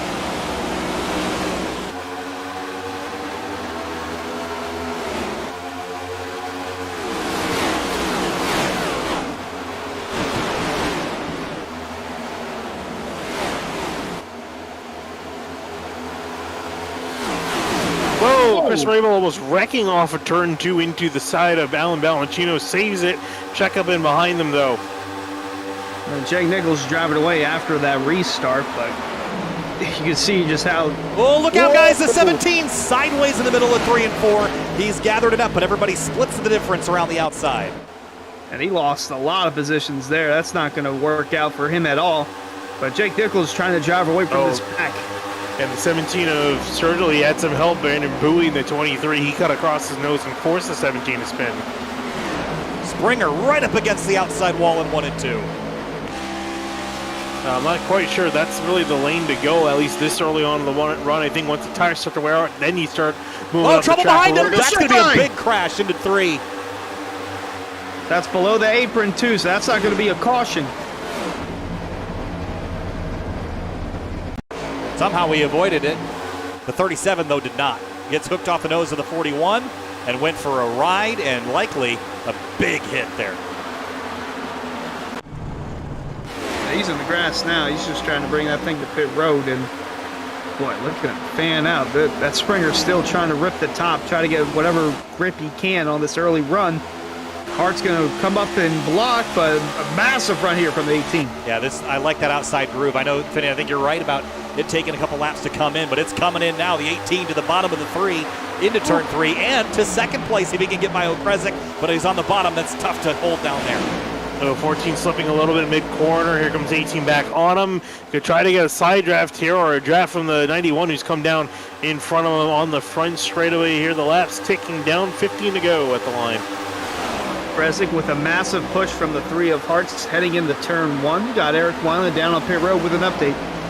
Hey, so 2 pieces of radio for you here. This is, just listen to Alan Balancino. This is him coming off turn 2. You guys documented this on this restart. Oh my god, I've not on 3. Can you put spirit? I got horrible run. I don't think we're gonna get I didn't. So all that fumbling noise was Alan whipping his wheel back and forth as he was trying to hang on while 3 wide with the 29 of Chris Rabel. Meanwhile, here's Tyler Nichols' take on what just happened on the back straightaway. So I told you I was worried about him. He looked like he was going to stay low off 2, so I'm going top, and he turns right. I push him. I mean, he can't hold it, bro. Don't fucking block him. So unfortunately, that 7-letter word still slips in there. TK is the most notorious of that in solo flare racing, but he was not happy whatsoever, as you could tell. The driver of the 37, Jeff Ryan. Jeff Ryan came out on the worst end of it. Looks like his night's probably going to end up over. Jake Nichols leading the train into turn 3. Balancino to the bottom underneath Rabel, guys. I don't think we're done yet. We saw how late in the run, on all things equal, drivers can slipstream and draft past each other. So given a long run, I think saving tire would do you some good here, but with what it was 18 laps to the end, I think everyone's giving it all they got, and I still don't think Jake Nichols is safe, even though he's leading and has been the most laps led driver today. Almost a stack of heading into turn 1 between the 23, the 29, and the 27 on the outside lane. Huge step. Oh no! There goes Bowie and Ballacino spinning to the inside. The number 70. He's going to barely save it off the wall. No, he's going to spin back on the track. Here comes caution. No control. Alt delete, I think, for the number 70. He's out. All that Ford did not want to bring out a caution, create a big crash on the backstretch. We've already seen one today. So Ballacino's called it quits after that mishap. Back up front, though, Jake Nichols holding on. 12 to go now, heading into turn 1. They are still not done getting dicey back there. Yeah, you know, that's the Alt F4. I bet there's a lot of drivers in real life that wish they could do that before they hit something, because that is a handy tool in the late going stages of this one. I mean, it's a handy tool until the realized fact that he's going to drop way down the order. Yeah. I mean, obviously, Ballacino's not racing for points, so it's not going to matter to him either way. One thing I was going to say before that happened was the 27, a good battle to look at, the 24 and the 27. Curran and Ellison racing from 7th and 8th in points. They're both trying to get a good points haul, as well as Ryan Hart's here. He can try to get around Jake Nichols. Look at the bump draft we got going on here at Auto Club. They're going fast enough to where they can do that. You got to back off before going in the corner. That's Ellison and Rabel. Ellison, the highest on the racetrack of those inside the top 7.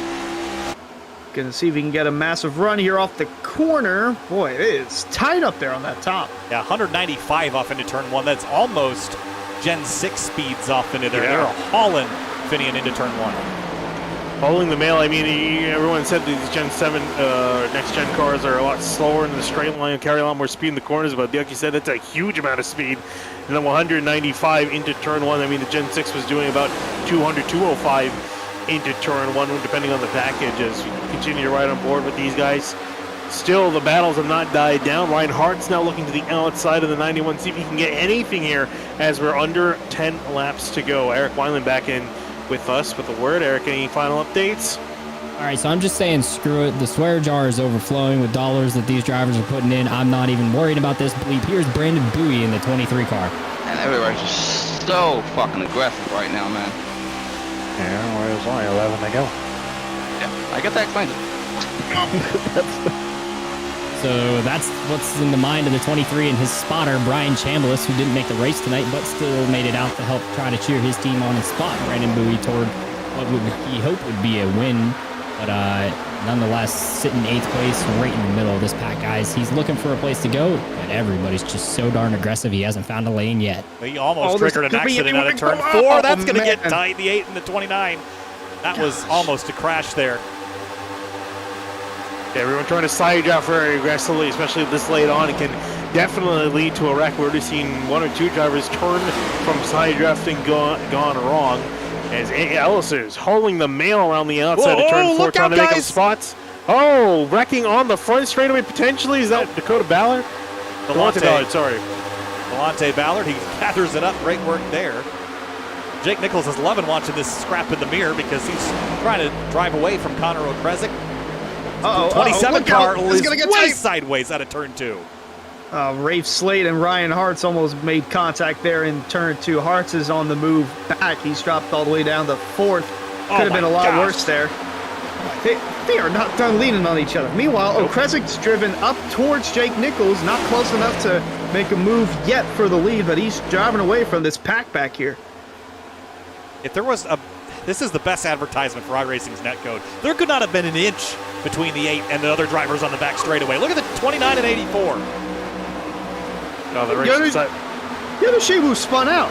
Yeah, I was going to say, he almost got wrecked on that front straightaway incident with Delonte Ballard as well, so he narrowly avoided getting spun again as he's actually himself loose, going to slide in front of Rabel, almost wrecking on the back straightaway. These guys are not done yet. It is getting hard fought and potentially. I'll honestly be surprised if we don't see another car wrecking with how aggressive these guys are fighting at the moment. Speaking of fighting, there's no fighting on pit road yet, but Eric Weiland's still down there in case there's one that breaks out. What you got for us? No, but we might have some shouting after the race. 27, Gabriel Ellison and Lucky Duck Motorsports talking here. This thing back up here. Dude, I'm driving my... He said running up top here, he is absolutely Four killed wide, the tires. Derek. There they go. The 23 and the 84. See ya, Cosman. He's out. Back straight away. Still below the apron. That's not going to be a caution. Well, I was right. He said someone was going to go spinning. Ricky Springer and Ryan Hart's third and fourth. Big slide for the 18. He chases it up the hill. 5 laps to go from Fontana. This is the calmest they've been since the restart. Look at Hart. He jumped up to third. Yeah, Hart's has been going up and down in these later laps. He's been up into second, down as low as 7th, and then now back to 3rd, trying to fight now with Ricky. Sorry, not past Ricky Springer. Trying to see if he can catch up to the 14 of Okresic to see if he can fight with Nichols as well for the lead. I'm curious to see if Okresic can do anything. Haven't talked a whole lot of the 14 tonight. Right there in the middle of 3 and 4. Okresic really doesn't have enough momentum from behind to propel himself forward. But if Ryan Hart's can get up there, this could change the dynamic of the finish here at Auto Club. 4 laps to go. Can Jake Nichols hold on to pick up his 9th win on the season? I think the biggest advantage Jake Nichols has is that Okresic knows that Nichols is a playoff competitor. Okresic is not. I think he'll probably use some reservation when it comes to the moves he's going to pull here. But who knows? 34th to 2nd. That's a long way to drive up just to finish 2nd, Finney. We'll see how he does. I mean, there's also the fact that I'm sure everyone knows that Nichols has a massive point lead. So, you know, somebody argue you can maybe lose a couple points here and there. So, I don't know. Charity. Yeah, basically. You know, like you mentioned, Okresic, he's come such a long way to fight with the 91. He's got the win on the line here. How much is he really willing to risk? We know Hartz is going to be try to be more on the clean side of things. I'm sure with the 14, this is supposed to be seen him too coming to victory lane since he's been racing in the series. I'm sure he's not going to give this up without a hard-fought fight here in these last closing laps. Look at this run. He's going to have a big run on it. Here he comes, Hunter. Go ahead. Coming out of 2. Going to get up to the bumper. Doesn't want to make a move just yet. Going to give him a little nudge going in the corner. Ryan Hartz is here too. And so is Eric Weiland. Ryan Hart's radio, guys. I think I might have a chance. I don't know though. Might not be enough laps.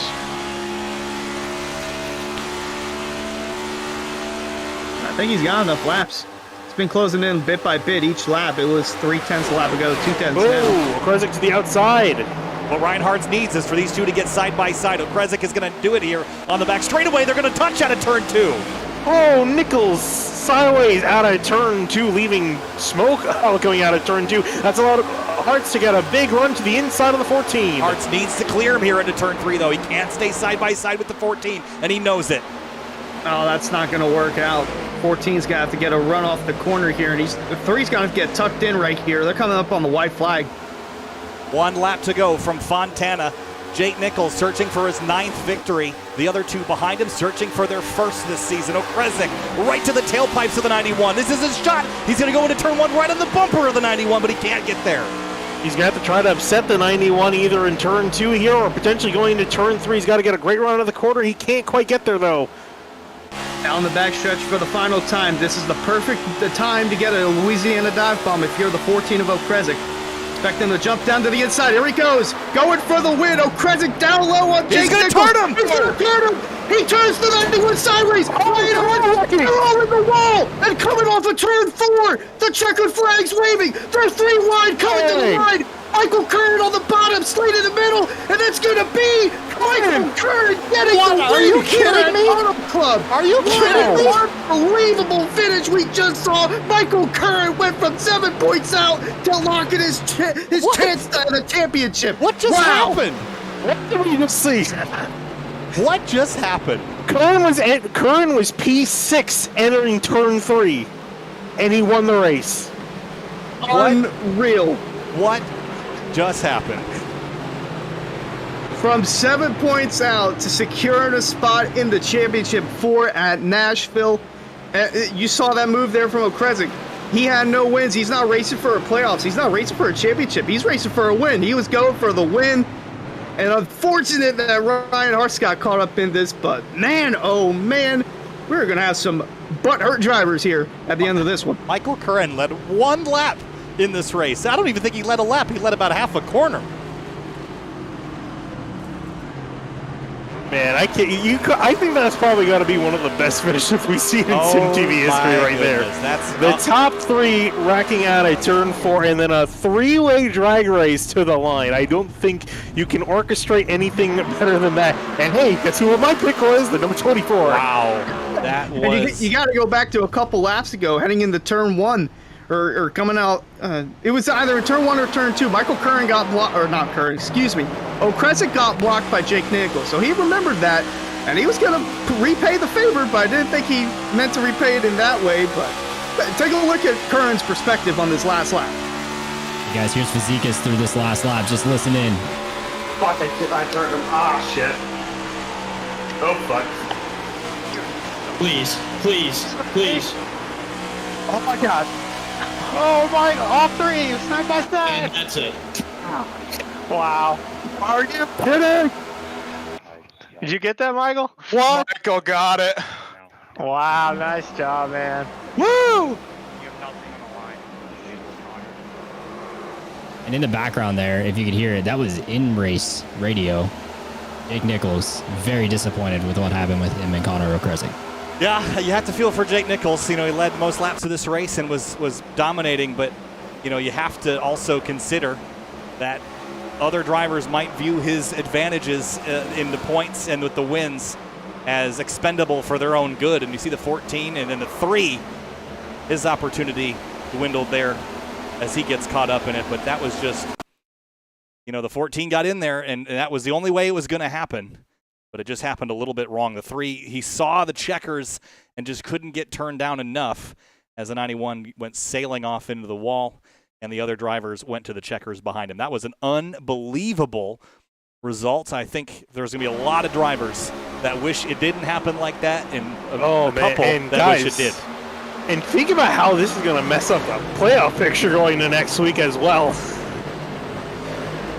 Ryan Hartz is only 3 points from the cut line, and he finished back in 16th. Michael Curran finished with taking the win, locking that in. Gabriel Ellison finishing in 7th. Ricky Springer finishing in 2nd. Oh boy. Yeah, huge points day for Gabriel Ellison in the 27. Coming home with the top 10.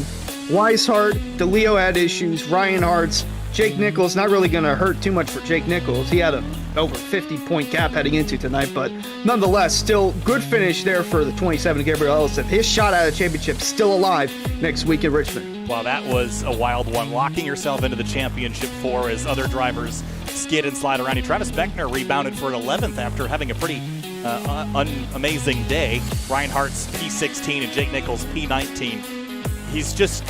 Jake Nichols races people pretty clean, Finian, so despite him having that enormous advantage, you still have to feel for Nichols coming home 19th after being the dominant force today. Absolutely. I mean, as much as people probably don't want to see him get that 9th win, I mean, he races everyone cleanly and treats them with respect, and he kind of expects the same back, and that's why he's so frustrated with the 14. He knew that Hartz wouldn't do the same thing, and we were talking about the 14, had nothing to lose, really. Arguably, other than his fellow drivers' respect, which you could argue he's definitely probably lost at this point, especially with the 3 and the 91.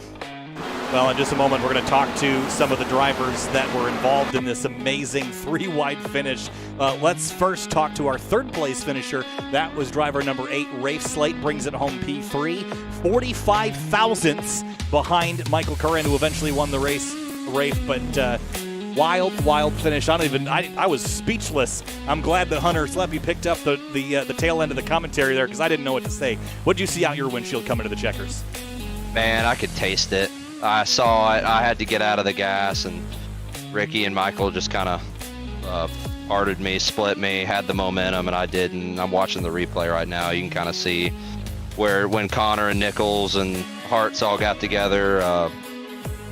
I had to lift more than they did, and they just got me right at the line. So a little disappointing. I had it. I feel like I had the fastest car the last 5 laps, battling back on 4th, 5th. Just somehow was able to save my stuff. But man, I can't believe I was sitting backwards lap 10 or so, and then now we were almost winning a freaking race. Well, I'll say it worked out for you in that number 8 again. No championship on the horizon for you, so the next couple of weeks you're just trying to claim victories. Well, we've got Richmond next week. How do you feel about the short track there in Richmond, Virginia? I love short tracks. I feel like I was blown away. I kind of hate that I hate this track, and I hate that I ran well here tonight because now I'm gonna think it's fun. But this is my least favorite track. So if I can run well here, then Richmond should be a blast. But yeah, next season will be great. Me and Ricky and Connor are all teamed up, and we've got another fourth driver lined up that will be a big surprise for some people. But yeah, no, we're set up for next year. Got my eyes forward. Gonna finish off the year with Fazekas, and we're gonna push on. Thanks, Rafe. Nice job. Third place tonight. Just losing it in the final yards coming to the stripe, but P3 for the 8 tonight. Yep. Yeah. Let me thank Team Car Wash real quick. Team Car Wash, Dom DeLeo, Fazekas, all the guys that made it happen tonight. All right, Rafe. We'll see you next week at Richmond. Best of luck. All right. Thank you. And moving on now to our second place finisher, Ricky Springer. The 18 is getting hot at the right time. 3 wins on the season. Almost got another one tonight, 38 thousandths of a second shy. 4 drivers got cleared out ahead of you, Ricky, coming out of turn number 4. Then it was a drag race to the stripe with you, Rafe Slade, and Michael Curran. You're in a great spot in the points now after tonight, but take us through your race. You were up front battling all night long. Are you happy with second, or wish you could have been a little bit better? I think that all of us as a group could have collectively, I guess, worked a little bit better together there towards the end. But, it is what it is. I mean, you can never be elated about a second place. I mean, I'm pleased with it. It puts us in a good spot for Richmond next week. But it was really just a tire saving game, just kind of running it at a slower pace, trying to save what you had until the last part of a run. And that last 20 lap run there was just kind of a dash for cash. It was, run it for what you got. And, if you didn't have any tires left, you didn't. If you did, good for you. So. Well, Ricky, you're in a great spot, second in the standings, 37 back from Nichols, but you're looking pretty good for Richmond. How do you feel about that place? And then do you think you can go off to Nashville and win this whole thing? Championship 4 is looking pretty likely with a clean run next week. Yeah, this Ghost Energy Toyota Camry has been great through the playoffs, and I mean, I don't see why I couldn't put myself in a spot to win at Nashville, but we got to focus one race at a time, and next race is Richmond, and I still have to have a good run there to put myself in a spot to take home a championship. So 1 week at a time, and we'll head to Richmond, we'll get some practice in, and we'll see how that week goes, and then I think I might have a clearer answer on Nashville. All right, Ricky. Hey, congratulations, second place tonight. We'll see you next week at Richmond. Yep, thank you. Last but not least, Michael Curran in the number 24 Chevrolet comes out of turn 4, 6th, comes to the stripe first by 38 thousandths of a second. You came in on and below the cut line. You come out locked into the championship 4. I mean, are you as bewildered as we? I mean, we came out of turn 4 hollering and screaming and hooting, and here you are, victory lane, locked in with a shot at a championship. You can go to Richmond without having to worry about anything. What are you feeling right now, Michael? Man, I was hooting and hollering with you then, because that was such a wide range of emotions there. I just, going into that last pit stop sequence, I slid through the box, so I just thought I threw away the race right there. Got kind of stuck in traffic, and oh my gosh, I couldn't believe what was happening up front. Coming out of turn 4, the seas parted. I don't know. I just put the pedal to the metal and just hoped that I had enough momentum to get around Rafe and Ricky there, and just eked him out at the line. That is the craziest thing I think I've ever been a part of, and I can't believe it. But such a huge sigh of relief. I mean, to be below the cut line coming in and worrying about Richmond, which I'm not too confident in, a short track where really anything can go on there. So to be locked in, man, I am pumped. I'm still excited. Well, you're locked in, and so now the focus shifts from Richmond off to Nashville. How do you feel about that place, and do you think you could steal a championship away from a guy that's won 8 races? He got crashed out. He's still looking pretty good to make it to the championship 4, but you're going to be battling against him. Yeah, I'm going to give it my best effort, and lots of practice, and give it my best shot. It's all I can do, kind of look past Richmond a little bit. But obviously main focus will be on Nashville, so I'll give them my best shot and see what happens. You never know like this, just fight to the very end. I had to do it in Vegas where I kind of got caught up in that wreck and made it to this round of the playoffs, just barely. So just never say die. Go until the end, until the checkered flag waves, and see what happens. Hey, Michael, you know how many laps you led this race? Probably 100 feet. Yeah, okay, that's fair. I was going to say 1 lap, but really it was just a couple hundred feet. Hey, Michael, congratulations. Awesome win. Right place, right time for you, buddy. Happy for you. We'll see you next week at Richmond, and you'll be sleeping very, very well compared to the rest of the playoff drivers. Yeah, thank you, boys. Hopefully we put on a good show for you guys. And as always, you guys always, bring it to life. Do such a great job here in the booth. Appreciate it. Well, that you did. Thanks so much, Michael. We'll see you next time. See you guys. Whew. All right, guys. You guys all calm down yet? You guys want to go back through and look at the highlights of this race? That was a wild, wild race. Let's go back. First thing we saw, that was the big crash on lap number 6. That was Mark Patterson. This happened out of turn number 2, guys. The 51 upside down. Yeah, that's really what kind of set the mood for the night, really, with a lot of guys involved in this wreck. Not a whole lot of playoff drivers, really. 51 goes up and over onto his roof. Yeah, and then we had another issue, this time on the back straightaway, and this was a guy that ended up 3rd tonight. I don't know if it was this lap or the next, but got turned around and went around for a loop, ended up rebounding to P3. Then later in the race, coming back to the checkers, it was all about that run to the start-finish line. 38 thousandths of a second was the win margin. Finian, final thoughts on Auto Club Speedway tonight? Yeah, I mean, what a heck of a show. I mean, again, I don't think you could really ask for a better finish than that. With, again, the top 3 taking themselves out and then a 3-way dash to the line. Really fantastic job from Michael Curran. A great job from Ricky Springer and Gabriel Ellison. And we do have the points updated going into next week. So Curran obviously locked in. Nichols, a huge points lead for him. Then it's Springer, Travis Beckner currently in the top 4. Then Ryan Hartz, Gabriel Ellison, Dominic DeLeo, and David Weiss are a huge ways out in the points. After all that, Jake Nichols still has over a 40-point cushion heading into next week's race at Richmond, but Ryan Hart's 5 points out looking in, and then it's only bigger there for Gabriel Ellison, Dom DeLeo. David Weiss are all the way down at the bottom, so he's going to be in the must-win. DeLeo's going to have to somehow find a way to get a good finish, but nonetheless, what a race, what a finish from start to finish. I don't know why they're making this a short track, but congrats to Michael Curran on an unbelievable finish.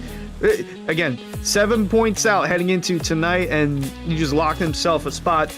Chase for a championship in Nashville, just like that. Eric Wineland was on pit lane all night bringing us the strategy. Eric, pretty wild race at the end of this one, but next week we head to Richmond, and there are 4 drivers below the cut line that are going to be real desperate. That's Hartz, Ellison, DeLeo, and Weishart. Final thoughts on Auto Club before we head to Virginia on the other coast next week. Yeah, that points battle, Kyle, is going to be wild. Look, Jake Nichols is 48 ahead of the cut, and the max you can gain in a race is 49. If he starts next week, he's in on points. So it's pretty much coming down to Ricky Springer, Travis Beckner, and then the 4 you said that are below the cut, Ryan Hartz, Gabriel Ellis, and Dominic DeLeo, David Weishart, for that final 2 spots to join Michael Curran and Jake Nichols in Nashville. But man, if for some reason any official that has a say in this actually watches our SimTV broadcast here, please do not tear this racetrack down. It's the most beautiful 2-mile racetrack in the country, and I absolutely love racing on it virtually, and I love watching the races on it in real life as well. Man, Richmond, short track, 3/4 mile. Kyle, it's going to be a fun one. It's a playground for some, including one Delonte Ballard, who says he was the king of Richmond back in the day as I talked to him. And man, I'm excited to see what Solar Flare Racing can pull out, because Jake Nichols has nothing to worry about and just a lot of redemption on his mind from tonight. Well, I don't know who's the king, but I know we're going to put the crown on somebody at Nashville. And next week is Elimination Week. We're going to chop off the bottom 4 of the playoffs. Tomorrow night, though, we're going to do the same that we did tonight. We're going to set ourselves up for that Richmond battle. That is going to be the area truck series tomorrow night. And then, of course, the Lodge Box series on Thursday. That's what's coming up here on SimTV this week. Of course, the DC Region SCCA Virtual Racing League, they take on Virginia International Raceway Road Course in Virginia. That'll happen on Wednesday night. We'll see you there tomorrow night at 8:40 Eastern for the round 15 of the Area Truck Series. Kyle Heyer, Hunter Sleppy, Eric Wineland, and Finian DeCuna bringing you the action. We'll see you tomorrow.